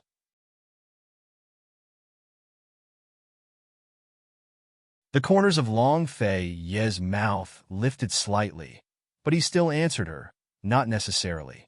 "Then where are you going?" Han Yunshi was anxious and quickly stood up. "To meet Chu Tianyin," Long Fei Yi said. This place was very close to Western Zhou. "How long will you be gone for?" Han Yunshi asked again. "Not necessarily," Long Fei Yi answered. Han Yunshi made an "oh" sound and didn't ask any more questions. Long Fei Yi looked at her, and the curve of his lips gradually widened. Unfortunately, Han Yunshi didn't notice. She was silent for a while, and then said calmly, "Long Fei Yi, I will miss you." Long Fei Yi held her head and let her lean into his arms again. It was because of this action that Han Yunshi didn't see how handsome Long Fei Yi's silent smile was. "What will you think?"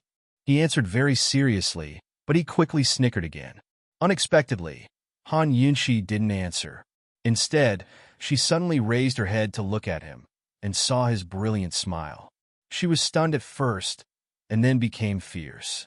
She wrapped her arms around his neck, pulled him down, and kissed him. "Han Yunshi, oh Han Yunshi, can you change your position?" Although she had pulled him down a few times, Long Fei Yi was still very willing to lower his noble and proud head and cooperate with her. Unlike before, Long Fei Yi didn't immediately take the initiative this time. Instead, he didn't move and let Han Yunshi kiss him. Even though she had been eaten and wiped clean a few times, Han Yunshi's kiss was still a little awkward. It was like she was carefully probing and groping. Long Fei Yi undoubtedly enjoyed her service. Although he didn't move his mouth, he unconsciously leaned down slowly and unknowingly forced her to lie on his lap. Han Yunshi became more and more serious as she kissed. Gradually, she was no longer as careful as she was in the beginning. Instead, it was like she was dealing with an important matter, and she was completely immersed in it. Her hands gradually let go of his neck, and she gently hugged him. Unconsciously, she started to grope his back. Even she didn't know what she was searching for. But suddenly, Long Fei Yi took the initiative to capture her lips. After fiercely planting a kiss, he left her. Han Yunxi, who was almost in a daze, was a little stunned and didn't recover for a while. Long Fei Yi smiled wickedly and said in a low voice, "You can't fool around in front of the black market." Han Yunxi instantly sobered up, and her face flushed red. If she didn't understand what he meant, she would have been bullied on the carriage from the military camp to the three-way black market for nothing. Long Fei Yi was the kind of person who would take advantage of others and still pretend to be obedient. His words made it seem like she was fooling around, but he was serious. Looking at Long Fei Yi's mischievous smile, Han Yunxi silently bore a grudge. Actually, Long Fei Yi wasn't bullying her. If he didn't control her, she reckoned that he would be the one fooling around. No matter how serious the joke was, the two of them had to separate in the end. Han Yunxi waited for Long Fei Yi to say that he would miss her. Unfortunately, Long Fei Yi didn't say it. After alighting from the carriage, Han Yunxi and Long Fei Yi went to East Origin Hall to tidy up and change back into women's clothing. Long Fei Yi wanted to personally send her to Myriad Merchant Hall, but Han Yunxi stopped him. "Su Donglin, send me there."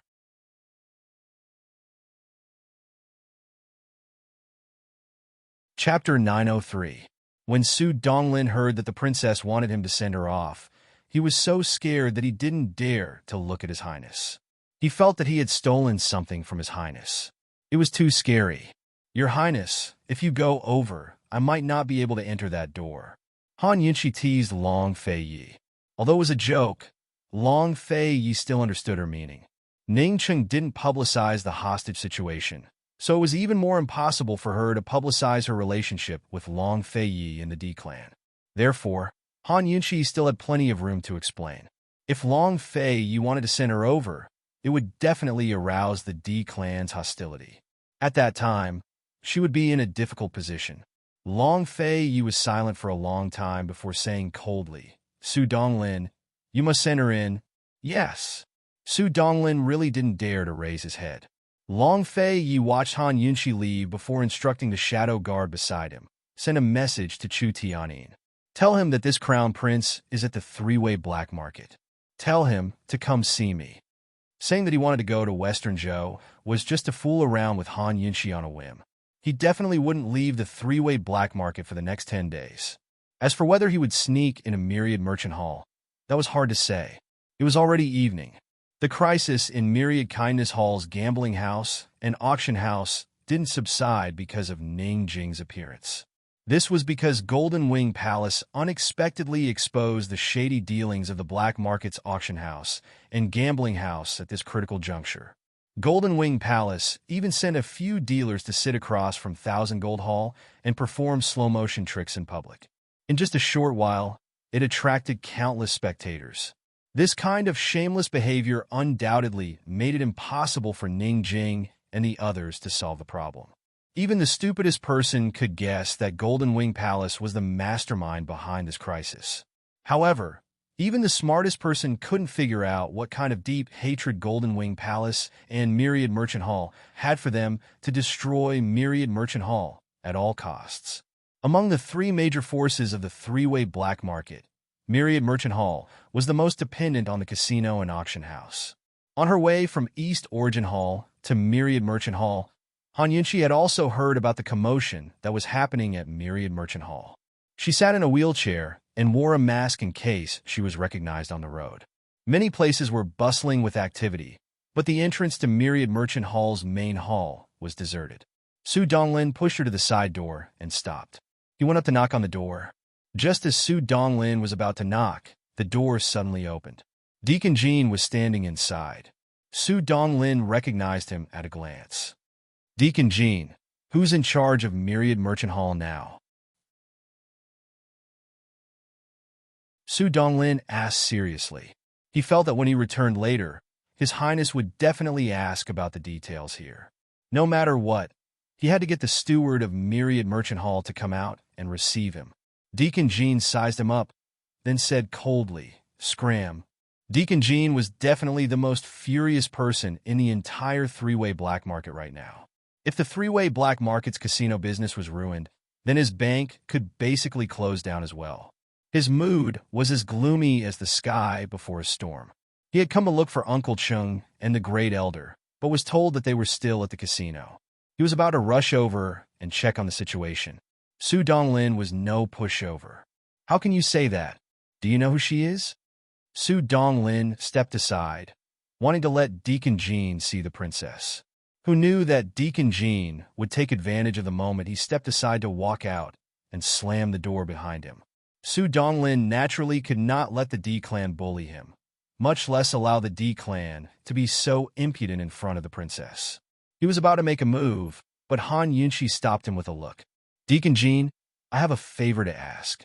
I hope you can make it easy for me," Han Yunshi said politely. Deacon Jean naturally sensed that Su Donglin was about to make a move behind his back. He sized up Han Yunshi, but did not recognize Han Yunshi as the spectator at the gambling table a few days ago. He also did not know Han Yunshi's identity. "I don't know you." Beneath the gambling table, Deacon Jean was actually not a polite person. "It's fine as long as I know Ning Chung. It's inconvenient for me to move around, so I'll have to trouble you to send me inside," Han Yunshi said politely. "I have something to discuss with you." On the way to Black Tower, she and Long Fei Yi had learned about Deacon Jin's origins. She knew that Deacon Jean had been sold to Myriad Merchant Hall as a slave when he was young. Since Myriad Merchant Hall was the treasury of Cloud Realm Trade Consortium, which in turn was the D-clan's money bag, then taking down the people here would be the foundation of her control over the D-clan. If she wanted to control Myriad Merchant Hall, she had to find someone to understand the details that the elders were unwilling to tell her. Deacon Jean was a very good candidate. Since she'd bumped into him here, she could ask him a few questions. Deacon Jean didn't answer Han Yunshi, but gave a cold laugh before turning to leave. Ning Cheng's luck with women wasn't any worse than his, especially in the black market. Many women who'd met Ning Cheng once often came knocking on his door, but most of them never made it past his doors. Seeing Deacon Jin's rudeness, Su Donglin immediately flew in front of him to block his way. "What are you laughing at? Do you know who she is?" Deacon Jin's eyes flashed with impatience. He'd seen plenty of women come knocking on his door to beg him, but he'd never seen one with a guard to stop him. If he wasn't wrong, this guard's martial arts skills must be impressive. Deacon Jean usually ignored women like this, but he was in a bad mood today. Seeing Su Donglin's strength made him cold. "You want to climb into Ning Cheng's bed with a broken leg? Go back and dream on." Reality proved that the quiet and reserved Deacon Jean was just as mean as a woman when he turned. Han Yunshi stared blankly. Su Donglin was so angry that he drew his sword. If His Highness heard this, Deacon Jean would probably be dismembered by 5 horses. As an escort, he wouldn't be able to escape the blame. Although Han Yunshi was wearing a mask, Uncle Chung still recognized her at a glance. At this time, Han Yunshi was the only one who'd come to the door in a wheelchair. When Deacon Jean saw Su Donglin draw his sword, he also wanted to draw his dagger. However, at this moment, he heard Ning Jing's voice. Ning Jing stood not far away and called out, "Han Yunshi." Deacon Jean only felt that this name was very familiar, but he couldn't remember who it was. Ning Jing quickly ran in front of Han Yunshi. "Lung Sheng, Han Yunshi, you hurt my brother." Although Han Yunshi was wearing a mask, Ning Jing knew from the guards that she was in a wheelchair, so her guess was right. At this moment, Deacon Jean finally remembered who Han Yunshi was. He slowly turned his head to look at Han Yunshi and was also stunned. Very quickly, the corners of his mouth started to twitch, as if he wanted to say something but couldn't. So this woman wasn't here to throw herself into Ning Cheng's arms, but Ning Cheng's master. Han Yunshi glanced at Deacon Jean from bottom to top, then ignored him and looked towards Ning Jing. Deacon Jean felt a chill run down his spine. It was incomparably terrifying. From what he knew, Han Yunshi was a vengeful woman who never suffered a loss. Her methods were ruthless, and her poison skills were cruel. Since she was Ning Cheng's master, that meant that his indenture contract ultimately belonged to her. Oh dear, he seemed to have offended her. Han Yunqi looked at the furious Ning Jing with a complicated expression. Tell me, were you the one who hurt my brother? What kind of good intentions do you have? Why are you with Long Fei Yi? Are you helping Long Fei Yi deal with Bai Yanqing? Han Yunqi, why are you? Before Ning Jing could finish her questioning, Han Yunqi interrupted her and asked in a low voice, Ning Jing, are you in charge of the D clan now? Ning Jing was about to answer when Han Yunqi gave her a meaningful look. Ning Jing suddenly quieted down. The anger in her heart seemed to have frozen like the surrounding air. What did Han Yunqi mean by that look? What did she mean by asking that question just now? If you're in charge, I think I should talk to you about the Tang sect matter, Han Yunqi said again. As soon as she said that, Ning Jing immediately understood the meaning of Han Yunqi's gaze. Han Yunqi was hinting that she had no right to be in charge of the D clan because she had betrayed the D clan on the Tang sect matter. Ning Jing stared fixedly at Han Yunqi. She felt guilty, resentful, and indignant. What right did Han Yunqi have to threaten her like this? Han Yunqi knew the relationship between the Tang sect and Long Fei Yi better than she did. How could Han Yunqi still have the face to come back? As the princess of Western Qin, where was her sense of responsibility and shame? You? Ning Jing wanted to say something but stopped. She calmly walked in front of Han Yunqi and leaned down. She put her hands on the back of the wheelchair, and her lips were almost touching Han Yunqi's ear. Your Highness, how do you want to talk to me about the Tang sect matter? Deacon Jean and Su Donglin looked at them with different expressions. The smell of gunpowder between the two women was very strong. A battle between women was scary, let alone two such strong women. Even Deacon Jean was interested. He wanted to find out why Ning Jing dared to challenge the princess of Western Qin. Han Yunqi recalled how Ning Jing had scolded her in Medical City and saw the resentment and provocation in Ning Jing's eyes. She couldn't help but think of her beautiful appearance when she married Tang Li in a wedding dress. She couldn't understand why Ning Jing didn't tell Ning Cheng about the relationship between the Tang sect and Long Fei Yi when they were in Medical City. She clearly had a chance. She had asked Long Fei Yi this question before. Long Fei Yi asked Tang Li, and Tang Li said that Ning Jing wanted to escape from the D clan for her own selfish reasons. Han Yunqi didn't know if Tang Li's statement was his own speculation or if it was from Ning Jing. She didn't believe that a stubborn and fierce woman like Ning Jing would betray the D clan for her own selfish reasons. What exactly was this selfishness? Why did she want to escape from the D clan? According to Han Yunqi's understanding, Ning Jing was the most outstanding woman in the D clan. Ning Jing asked Han Yunqi this question. Han Yunqi could hear the sarcasm and questioning in Ning Jing's tone. Ning Jing, are you going to discuss Tang Li with me at the gate? Han Yunqi asked seriously. Ning Jing snorted and pushed Han Yunqi's wheelchair away without saying a word. She pushed her into the gate. Han Yunqi waved her hand to signal Su Donglin to leave. Deacon Jean saw this and didn't have time to ask Ning Jing about the casino. He took the opportunity to slip away. After entering the gate, Han Yunqi began to probe. Where's Tang Li? Did you lock him up? Are you going to use Tang Li to threaten the Tang sect? Ning Jing avoided the topic and asked, Han Yunqi, as the princess of Western Qin, not only did you hide the Tang sect's matter, but you also fooled around with Long Fei Yi and were used by Long Fei Yi.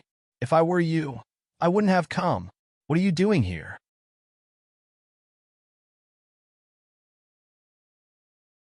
Chapter 904. Ning Jing avoided Han Yunqi's question and asked Han Yunqi in return. Han Yunqi also avoided her question. However, Han Yunqi did not ask her anything else. What? Are you feeling guilty? Ning Jing said provocatively. Han Yunqi only smiled and did not answer.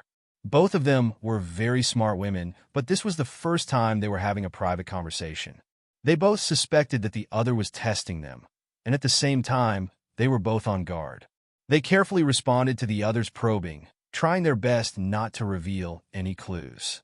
One had to know that most of the time, smart people only needed a glance to detect the other person's true thoughts. Han Yunqi ignored Ning Jing's provocation. A complicated look flitted across Ning Jing's eyes, but she did not say anything. She pushed Han Yunxi into Myriad Merchant Hall's conference hall and closed the door behind her. Han Yunxi saw this casual action and smiled. What, do you want to talk about Tang Li with me behind closed doors? Ning Jing was also an extremely calm person, but Han Yunxi's words could easily provoke the anger in her heart. She almost exploded, but in the end, she held it in. She immediately went to open the door. In any case, the stewards of Myriad Merchant Hall were all in the gambling house and auction hall, so no one would come. She had already ordered the servants around her to leave. She was not afraid, even if she opened the door. Ning Jing deliberately opened the door wide, then stood in front of Han Yunxi. She leaned back on the table and crossed her arms, looking down at Han Yunxi in a condescending manner. Han Yunxi, what do you want to talk about the Tang sect? Just say it. It was rare for someone from the D clan to talk to her in such a manner. Han Yunxi truly felt much more at ease. Compared to the humble and respectful Ning Anlai, she liked Ning Jing more. However, liking was one thing. Han Yunxi had never been soft-spoken or soft-hearted to Ning Jing. She mercilessly rejected Ning Jing. You are not the steward of the D clan. I have nothing to talk to you about. You tricked me. Ning Jing finally couldn't take it anymore. Han Yunxi shrugged innocently. That was what she had said at the door. If you're in charge, I think I should talk to you about the Tang sect. Ning Jing looked at Han Yunxi angrily, but she didn't know what to argue with her. Han Yunxi was trying to provoke Ning Jing so that she would tell her about the Tang sect. Han Yunxi wanted to find out what Ning Jing's selfishness was. If she wanted to escape from the D clan, as she had said, then now was the perfect time. Why didn't she escape? Han Yunxi allowed Ning Jing to glare at her. She calmly played with her beautifully manicured nails. Her attitude was full of provocation and mockery, making Ning Jing even angrier. Han Yunxi thought that Ning Jing would be annoyed, but Ning Jing was still calm and didn't say anything. Ning Jing's attitude made Han Yunxi even more curious about the truth. Han Yunxi said, Ning Jing, I'll have to trouble you to call over all the elders in charge of Myriad Merchant Hall. I'll talk to them about the Tang clan. You're not worthy, Ning Jing said coldly. Han Yunxi was very calm. It's not up to you to judge whether I'm worthy or not. It's up to them to decide whether I'm worthy or not. Ning Jing stood there motionless. What? Guilty? You don't dare? Han Yunxi goaded her. Ning Jing took a deep breath. Who's afraid of who? Just you wait. Just like this, Ning Jing left Han Yunxi with an especially free and easy back view. Not long after, she really did call all 5 elders of Myriad Merchant Hall over. Although the storm in the gambling house and auction house had yet to subside, no matter how big the storm was, it wasn't as important as the return of the Western Qin princess. They were the same as Ning Jing. They knew nothing about the hostage incident and knew nothing about the hostage situation. They really wanted to know why Han Yunxi was with the East Qin crown prince. Even though they had their doubts, the 5 elders were still very respectful when they saw Han Yunxi. They all respectfully bowed. Ning Jing struck first and said seriously, the princess has personally come to Myriad Merchant Hall. If there's anything you don't understand, please ask.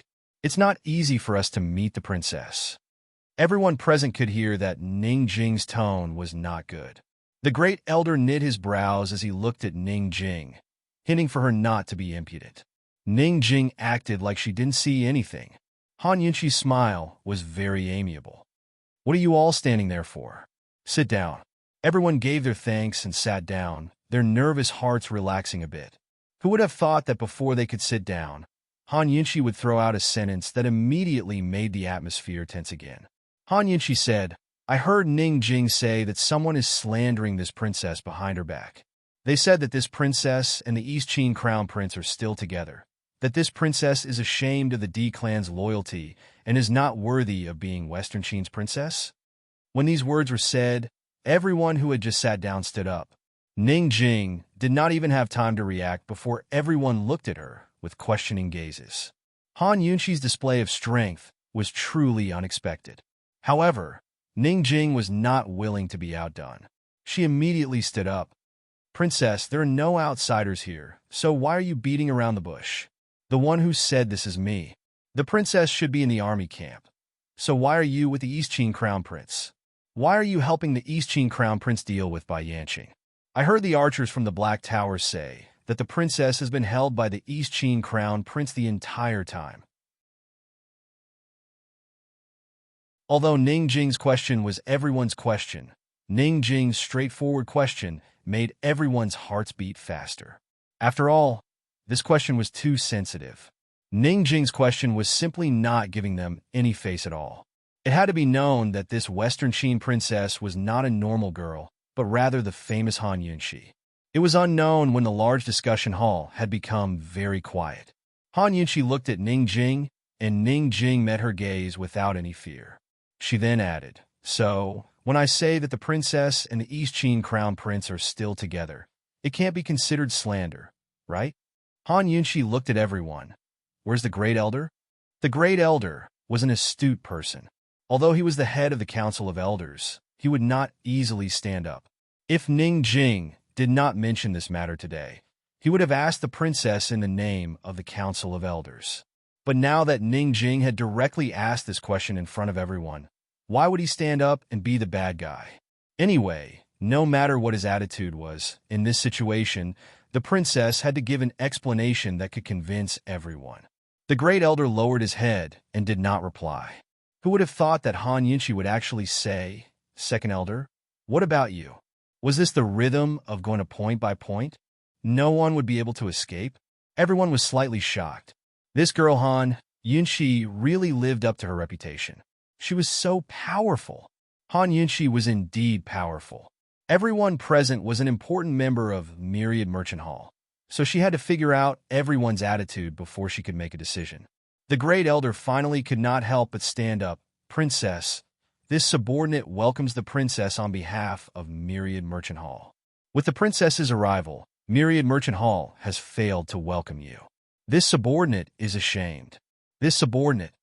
Han Yunxi stopped here and directly asked, "The Great Elder also agrees with Ning Jing's opinion? You feel that this princess and the East Qin Crown Prince have an affair?" The Great Elder was forced to the point where he could no longer be perfunctory.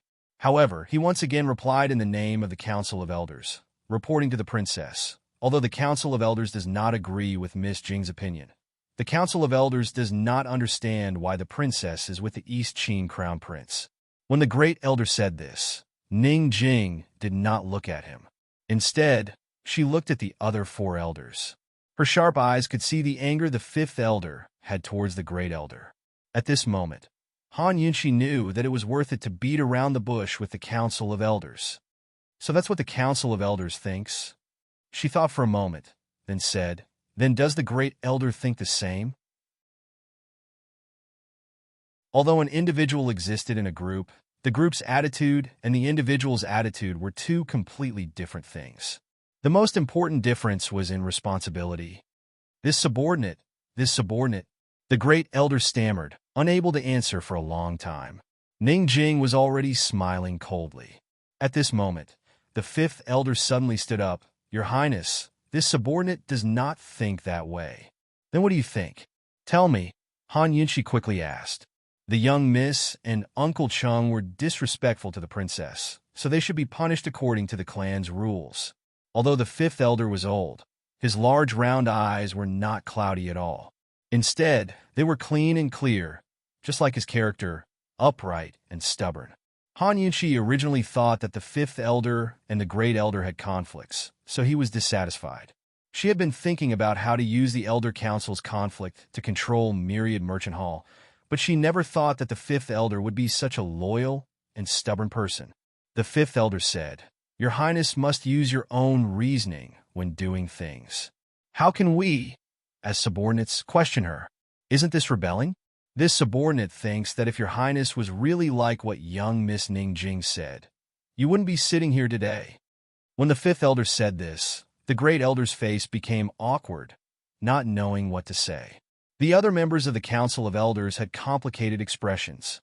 Ning Jing began to laugh loudly. "Han Yunxi, look, there are many people in the D clan who are as foolish as my brother.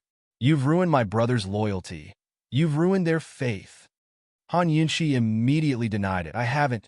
She stood up and asked seriously, "Hasn't everyone thought about it? The East Qin Army and Western Qin Army have been fighting for less than a month. The East Qin Army has the absolute advantage, so why would the two armies suddenly stop fighting?" It wasn't that everyone wasn't curious, but how could they understand the matters of the battlefield? Ning Cheng hadn't announced the real reason, so no one dared to ask. "What? You didn't ask Ning Cheng?" Han Yunqi asked again. Seeing everyone's expressions, she smiled helplessly in her heart. The Long Fei Yi was right. She was just a religion in the D clan. The one who truly held power was Ning Cheng. If Ning Cheng and Long Fei Yi were together today, who would dare to be so bold as to ask Ning Cheng for an explanation? "I have reached an agreement with the Long Fei Yi. Eastern and Western Qin will temporarily stop fighting and will fight again after Bai Yanqing is taken care of," Han Yunqi softly said. "Why would the Long Fei Yi make this agreement with Western Qin? He, the East Qin Crown Prince, would never make a losing deal." Ning Jing said, "Because he can't deal with Bai Yanqing's poison skills. But I can," Han Yunqi honestly replied. Ning Jing immediately refuted. "Han Yunqi, do you think we're all fools? You're actually making up this kind of ridiculous lie. You and Long Fei Yi were hugging. All the archers saw it."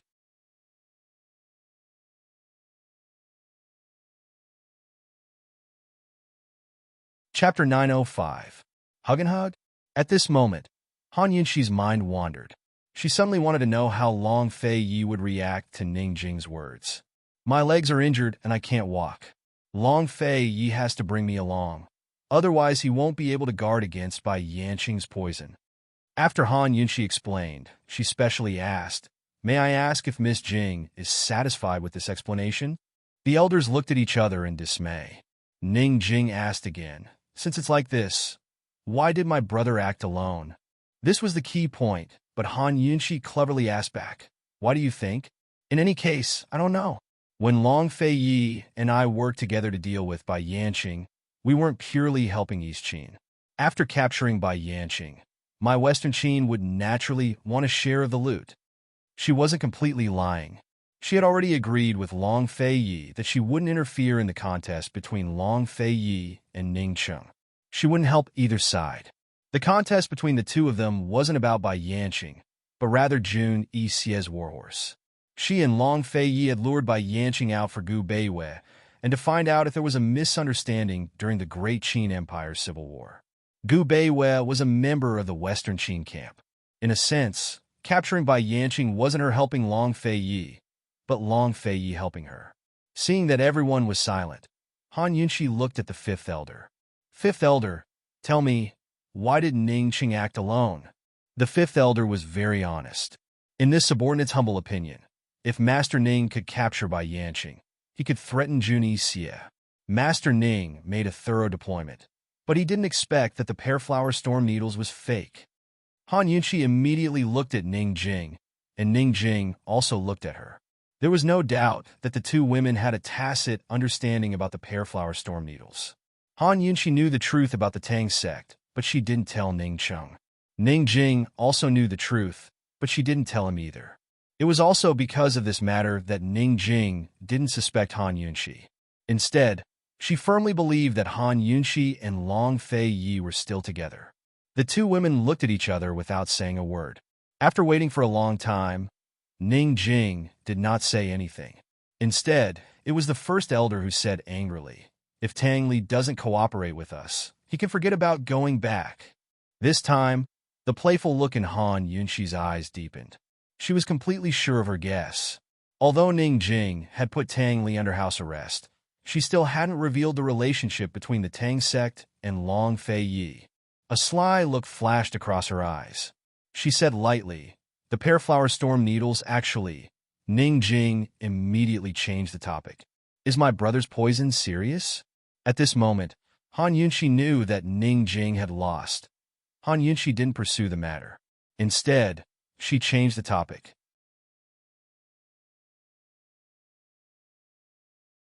She said, "Don't worry, Bai Yuqiao is Bai Yanqing's disciple. If she can't cure that little poison, she can forget about staying in the industry." What about my brother's eyes? Ning Jing asked again. Han Yunqi's originally bright eyes dimmed. She wasn't sure which part of Ning Cheng's eye the needle had pierced, but he had lost so much blood that she knew that she shouldn't have had any hope. After a while, Han Yunqi said lightly, "It's my fault." Fifth Elder immediately said seriously, "Princess, don't blame yourself. Master Ning won't blame you." "He won't?" She recalled Ning Cheng's question and his stubbornness to wait. Han Yunqi had no confidence at all. She would find it strange if Ning Cheng didn't blame her. Han Yunqi sighed softly and didn't explain further. She said half-jokingly and half-self-deprecatingly, "Everyone, are you satisfied with this princess's explanation? Do you believe me?" Everyone was silent. The 5 elders had nothing to say. Ning Jing had something to say, but she didn't dare to say it. At this moment, Uncle Chung was standing in a dark corner. Although he knew that Han Yunqi was lying and that Han Yunqi and Long Fei Ye's relationship had never been broken, he didn't want to expose her. He didn't expose Han Yunqi because he knew that there was no point in arguing. With Han Yunqi's status, any more arguments would be futile. Since Han Yunqi was back, there was no harm in leaving Myriad Merchant Hall's mess to her. He wanted to see how Han Yunqi would deal with a mess that even First Elder couldn't solve. If the D-Clan's money bag was destroyed, Han Yunqi would lose all prestige in the Western Qin camp. When the time came and he exposed her affair with Long Fei Yi, Uncle Chung firmly believed that the D-Clan would no longer be loyal to this princess and would have thoughts of rebellion. At that time, no matter how stubborn Ning Cheng was, he wouldn't be able to dissuade the entire clan. Thinking of this, Uncle Cheng's lips curled into a cold smile, and he quietly retreated. Once he reached the door, he instructed in a low voice, "Send some people to smash the casino. Remember, don't let anyone discover your identities." "Yes." The manservant respectfully retreated. The meeting hall was silent for a long time. First Elder secretly glanced at Ning Jing. Seeing that Ning Jing didn't say anything, he was about to speak when Fifth Elder beat him to it. "This subordinate believes in the princess. For the princess, I'll do my best until my death." Fifth Elder had already expressed his stance. If First Elder didn't do anything, he, the head of the Elders' Council, would be removed by Han Yunqi sooner or later. This subordinate believes in the princess. For the great cause of Western Qin's recovery, I'll do my best until my death, First Elder said loudly. The other elders also expressed their stance. Ning Jing took a deep breath and didn't say a word. Han Yunqi said indifferently, "It's getting late."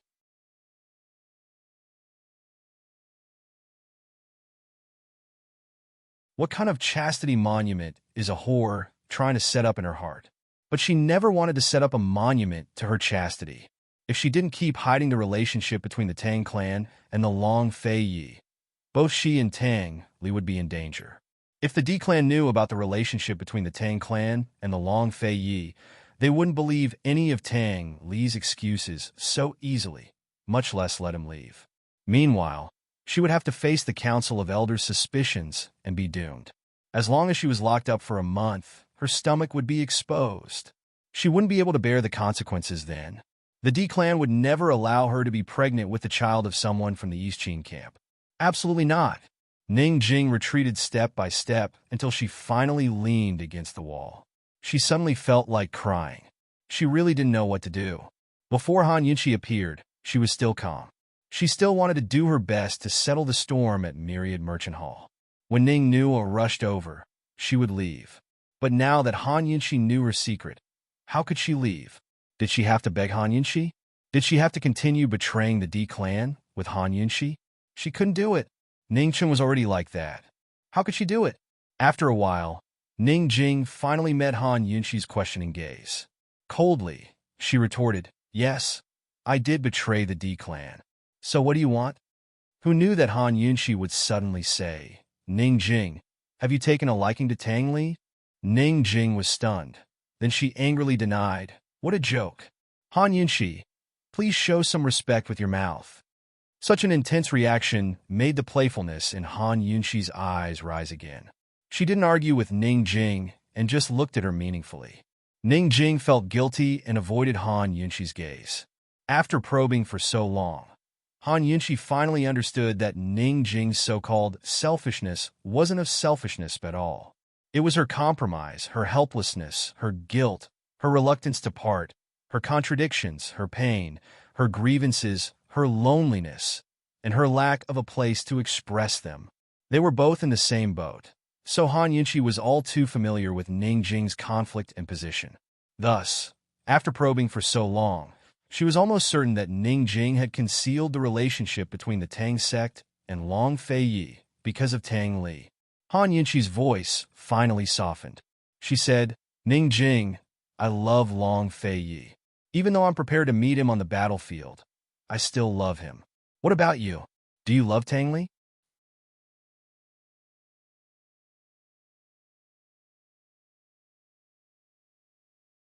Chapter 906. Ning Jing didn't expect Han Yunqi to admit her affair with Long Fei Yi so directly. She also didn't expect Han Yunqi to ask her so directly. She was stunned. She thought that no one would ask about that feeling in her life. She thought that love would be buried deep in her memory with her and Tang Li's complete breakup. She really didn't expect anyone to understand. But so, what if someone understood? Love! If she didn't love him, why would she allow herself to be pregnant with his child? If she didn't love him, why wouldn't she expose his relationship with Long Fei Yi until now? However, this kind of love was not allowed. Just like the child in her belly, it could only hide its identity and was destined not to receive blessings. "I don't love him." Ning Jing refused to admit it. Han Yunqi frowned and said rudely, "Ning Jing, I look down on your cowardice. Why, you dare to love him, but don't dare to admit it." "I don't." Ning Jing still refused. "Okay, I'll go and kill Tang Li now. Anyway, he will never betray the Tang sect if he falls into the hands of the D clan. The sooner he dies, the sooner he can be reincarnated." Han Yunqi was about to call for help as she spoke. Ning Jing rushed over like a madwoman and covered her mouth tightly. Those who didn't know better would think that Ning Jing was going to murder Han Yunqi. Han Yunqi pushed Ning Jing's hand away with all her strength and asked angrily, "You still won't admit it? Since you're afraid, you might as well stop loving him." Han Yunqi, do you think love is a negotiation? Do you think you can say no just because you wanna? Ning Jing finally broke down. She fell to the ground, and tears fell one by one like beads dropping from a string. "I love him, Han Yunqi. I love Tang Li. I love him very, very much, but I can't. I can't betray my brother anymore. I've already caused him to be like this. I can't love him anymore. I don't dare to love him anymore." Grievances and self-reproach welled up in her heart. Her tears had already burst out of her eyes. Even though she had brothers and sisters, she had never been taken care of or cherished since she was young. Between brothers and sisters, apart from responsibility, there was only the kinship hidden deep in the bottom of their hearts, that mutual love. Since she was young, she had been dressing up as a man. Most of the time, she had almost forgotten that she was a woman. That was until she met Tang Li. No matter how she ordered him around or tormented him, even when she hit or cursed him, he'd always chuckled and protected her meticulously.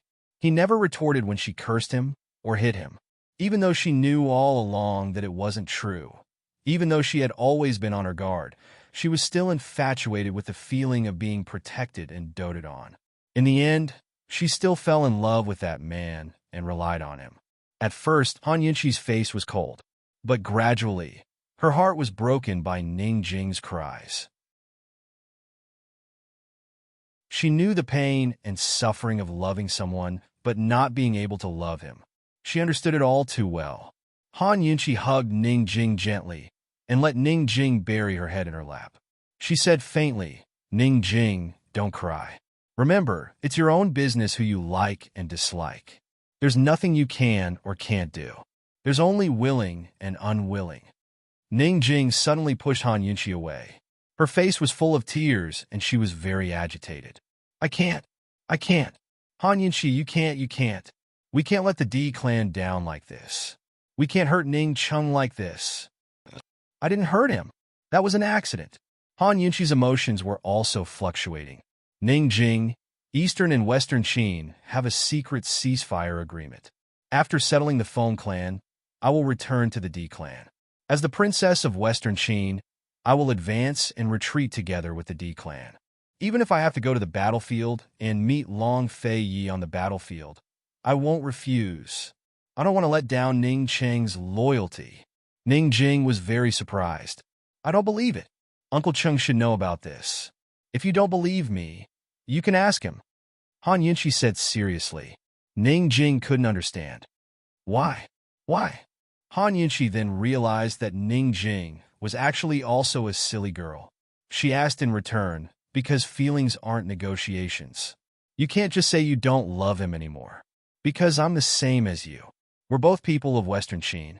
We can't betray the D clan's loyalty all these years.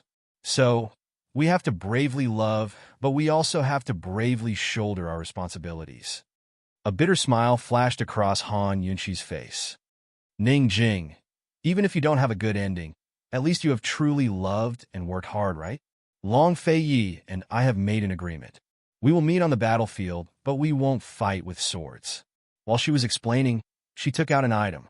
That item was none other than the East Qin Imperial Jade Seal. Ning Jing's eyes widened in shock as her tears stopped abruptly. Long Fei Yi gave it to me.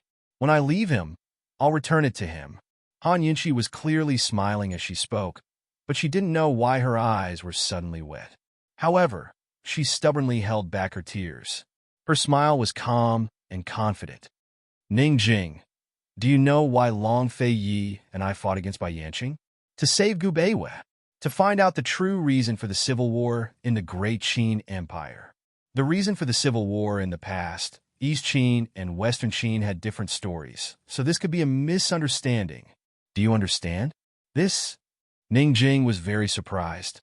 Ningxing always thought that Long Fei Yi was lying to me and using me. Han Yinshi carefully put away the East Qin Imperial Jade Seal and said, Ning Jing, you and we will find out the truth of the past. This is the only chance for you and Tang Li to be together. Ning Jing's hand unconsciously stroked the small bump hidden under her loose dress.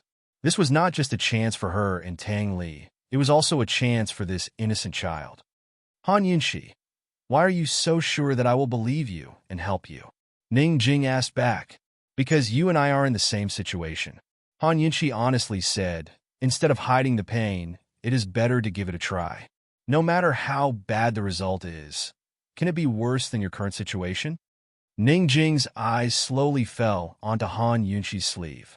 The East Qin Imperial Jade Seal was hidden in that sleeve. She looked at it without moving, making Han Yunshi's heart filled with vigilance.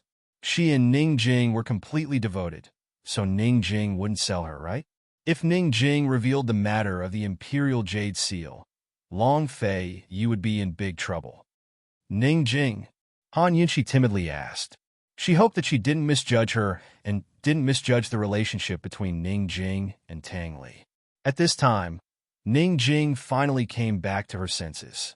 She gave a self-deprecating laugh. Han Yinshi, our situation is different. Long Fei Yi pampers you, but Tang Li. Her smile was incomparably bitter. It was funny enough that she fell in love with her enemy, but it was unrequited love. Tang Li doesn't love me, Ning Jing bravely said. A complicated look flashed in Han Yunshi's eyes. She couldn't see through that brat Tang Li's thoughts. If she hadn't tested Ning Jing's thoughts today, she would have thought that Ning Jing wasn't worthy of Tang Li. Now she hoped that Tang Li wouldn't disappoint Ning Jing's sincerity. Han Yinshi was deep in thought, but who would have thought that Ning Jing would wipe her tears and seriously say, Han Yinshi, I'll take a gamble. Tang Li? Before Han Yinshi could finish, Ning Jing interrupted her. It's fine as long as I love him. I only have one condition. Ning Jing was indeed the bravest woman in the D clan. What condition? Feel free to state it. Han Yinshi smiled. You're not allowed to sacrifice any of the D clan's interests. Ning Jing said seriously. I understand. Han Yinshi nodded. Say it. What can I do to help? Ning Jing asked straightforwardly. Help me take control of Myriad Merchant Hall. Before your brother returns, I want the D clan to submit to me and not respect my status as a princess, Han Yinshi said seriously. You want to take control of the D clan before my brother returns. Ning Jing was smart. Yes, Han Yunshi admitted openly. If your brother falls into by Yu Qiao's hands, the D clan will be in danger. Han Yunshi, do you suspect that my brother will betray Western Qin? Ning Jing was angry. I'm afraid that he'll be too disappointed and be instigated, Han Yunshi said lightly. My brother won't. Ning Jing said angrily. I guarantee with my life that my brother won't betray Western Qin. Han Yunshi, do you know that a few decades ago, the D clan didn't know that Western Qin's imperial family still had an orphan alive? The D clan also thought that Western Qin's revenge was their responsibility and didn't stop searching for the Black Clan and the Li clan. Han Yunshi, no one will personally destroy their own beliefs. Ning Qing won't. But what about the others? There are many fifth elders in the D clan, but there are also first elders. Isn't that right? Han Yunshi said seriously. Ning Jing, I don't have much time. Long Fei Yi still has a plan to lure Bai Yanqing out. I hope to openly join forces with him in the name of Western Qin's princess to fight against Bai Yanqing and publicly question the Great Qin Empire's civil war. Actually, Long Fei Yi hadn't spoken directly that day, but she understood that he was making concessions. Long Fei Yi had given her two choices. One was that she could take control of the D clan within 10 days and have them listen to her orders. She could also agree to join forces with East Qin against the Wen clan and question the civil war of the past.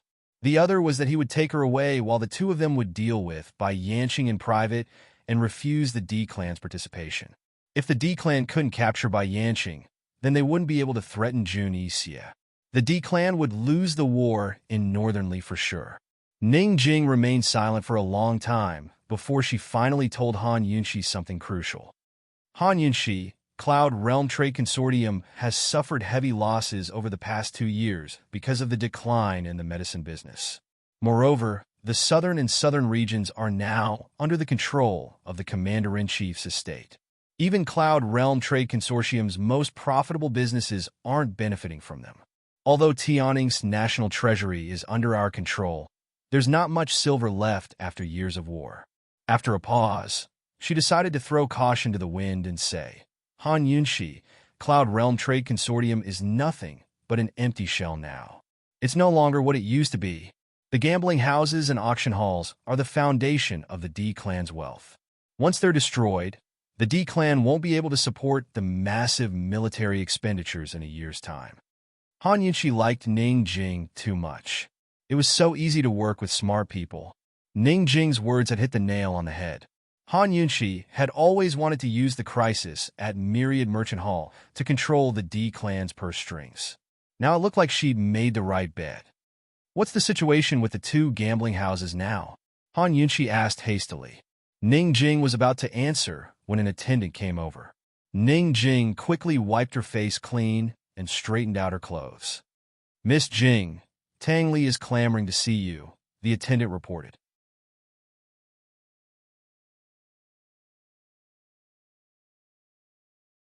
Chapter 907.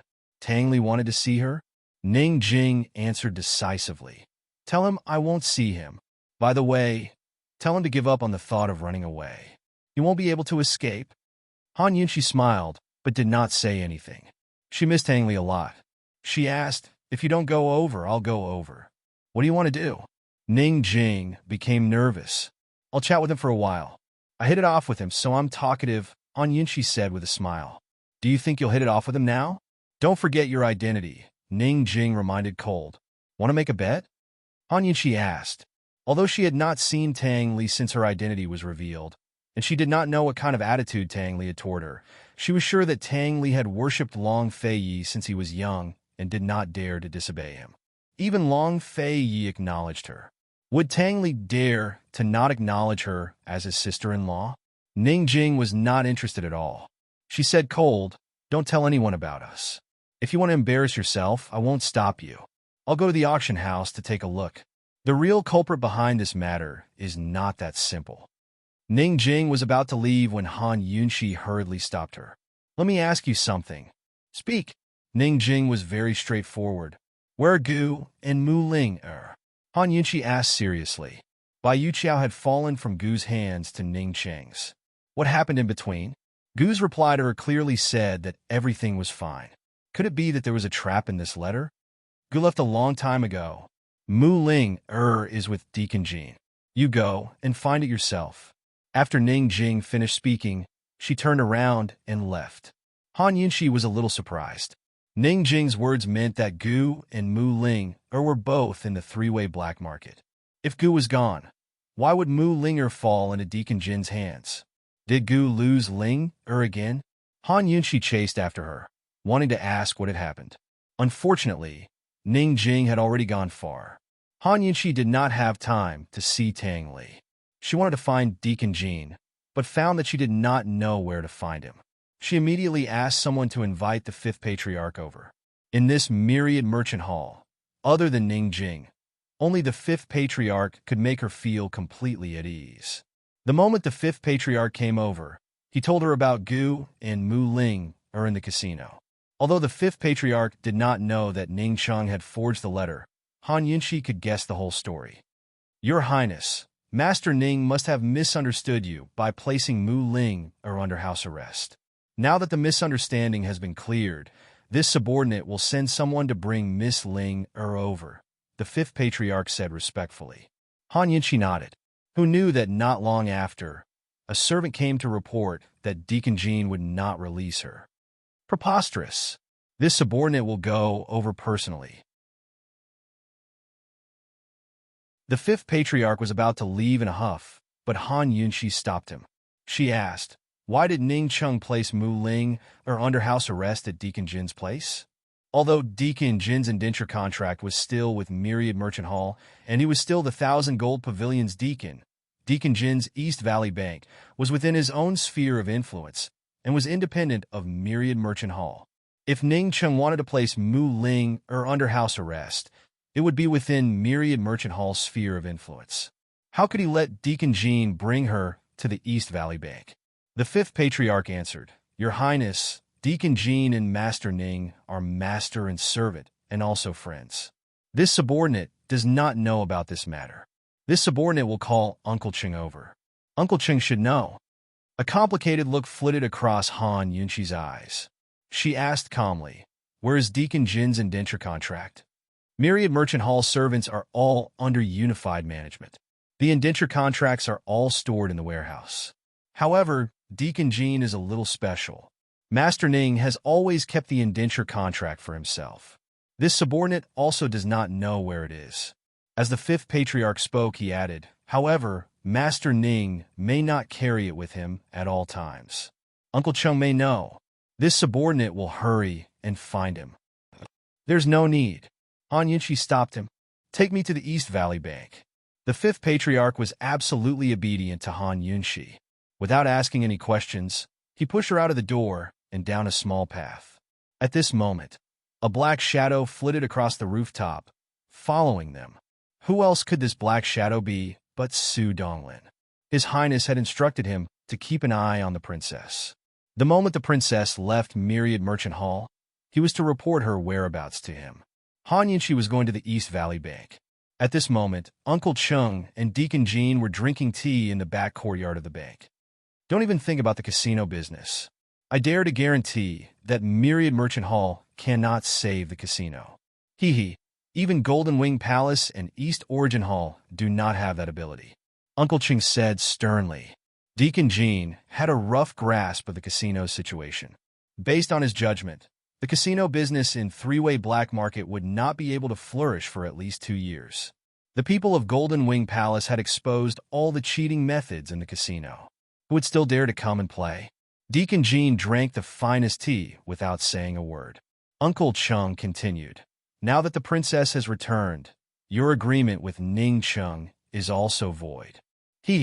Don't blame me for not reminding you. You won't be able to get back that limitless gold card you lost to Gu. Deacon Jean, you're definitely going to suffer a loss this time.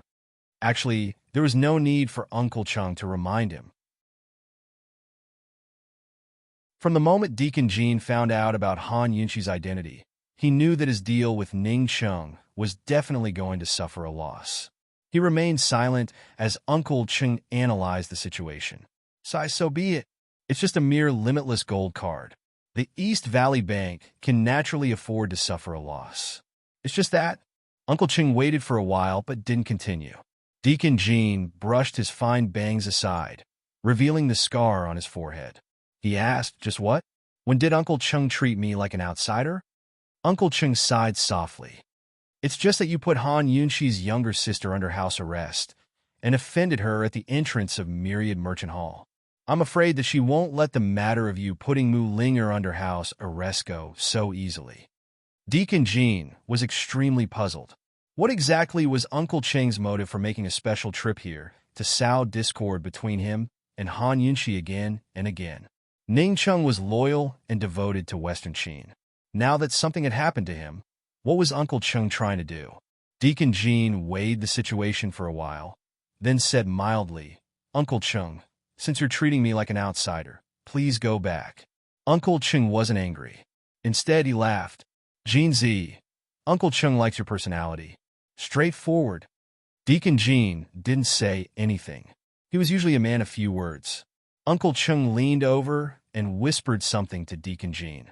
In a few sentences, he explained the deal clearly.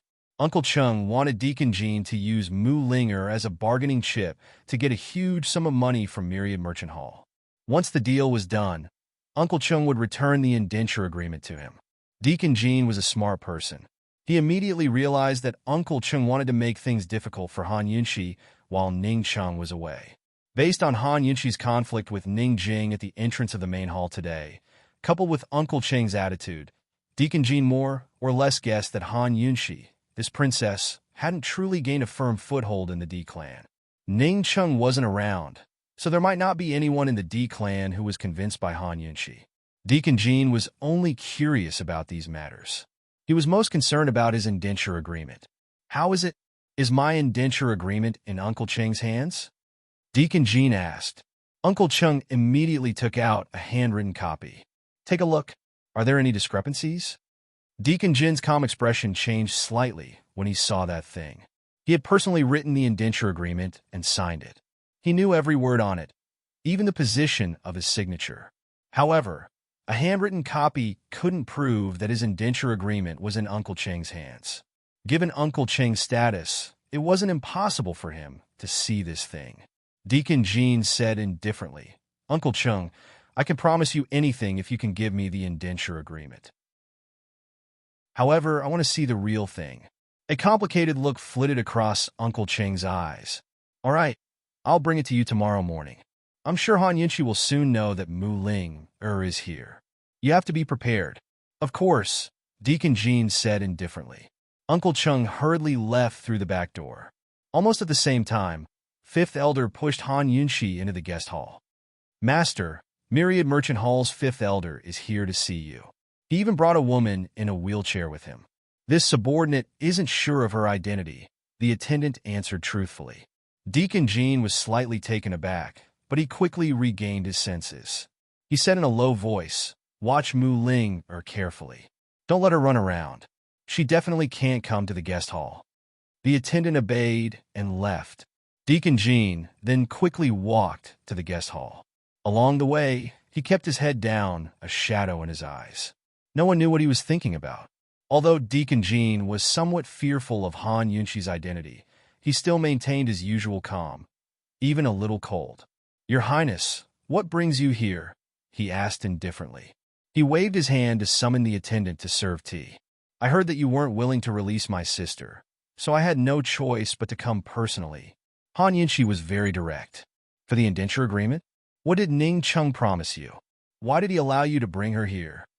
Han Yunxi asked. Ning Chung promised me back then. Do you acknowledge it, princess? Deacon Jean retorted. I don't acknowledge it. I'm just asking, Han Yunxi said with a smile. Then there's no need for me to say. Deacon Jean did not stand on ceremony. If not for Uncle Cheng's reminder, he really would not have thought that he still had Mu Linger to negotiate with Han Yunxi. It was still unknown whether Uncle Cheng could produce the original indenture agreement. Moreover, even if Uncle Cheng secretly gave him the indenture agreement, so what if he destroyed it? Myriad Merchant Hall would never admit it. Most people in the circle knew that he was Myriad Merchant Hall's slave. If he wanted to leave, how could he leave secretly? He had to leave openly. Although this woman in front of him had not gained a firm foothold in the D clan, he would rather bet his chips on this woman than on a villain like Uncle Chung. No need to say any more. Just tell me what you want in order for you to release my sister. Han Yunqi's expression was relaxed, as if this was not a very difficult matter. It had to be said that Han Yunqi's attitude made even the usually calm Deacon Jean somewhat flustered. However, he quickly calmed down. Your Highness, my condition is very simple. Return the indenture agreement to me. One hand over the goods, and the other hand over the person. Deacon Jean said, then added, all right, you have to return the limitless gold card that Mu Ling cheated me out of. Han Yunqi frowned. Deacon Jean, I heard that you wanted to give the entire East Valley Bank to Ning Chung in exchange for an indenture agreement. Ning Chung didn't agree to it? Heh, so that girl Mu Ling is still very valuable. Deacon Jean smiled faintly. Han Yunqi also smiled.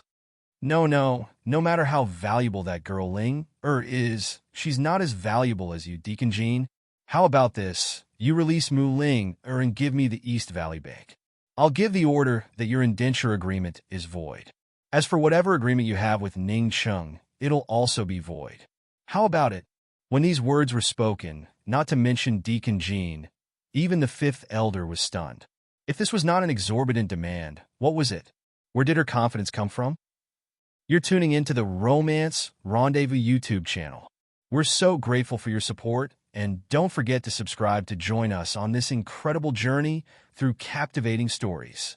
Your generosity through donations truly makes a world of difference, as it's the primary source of revenue that allows me to expand and enhance this channel for you. Thank you from the bottom of my heart for being a part of this adventure.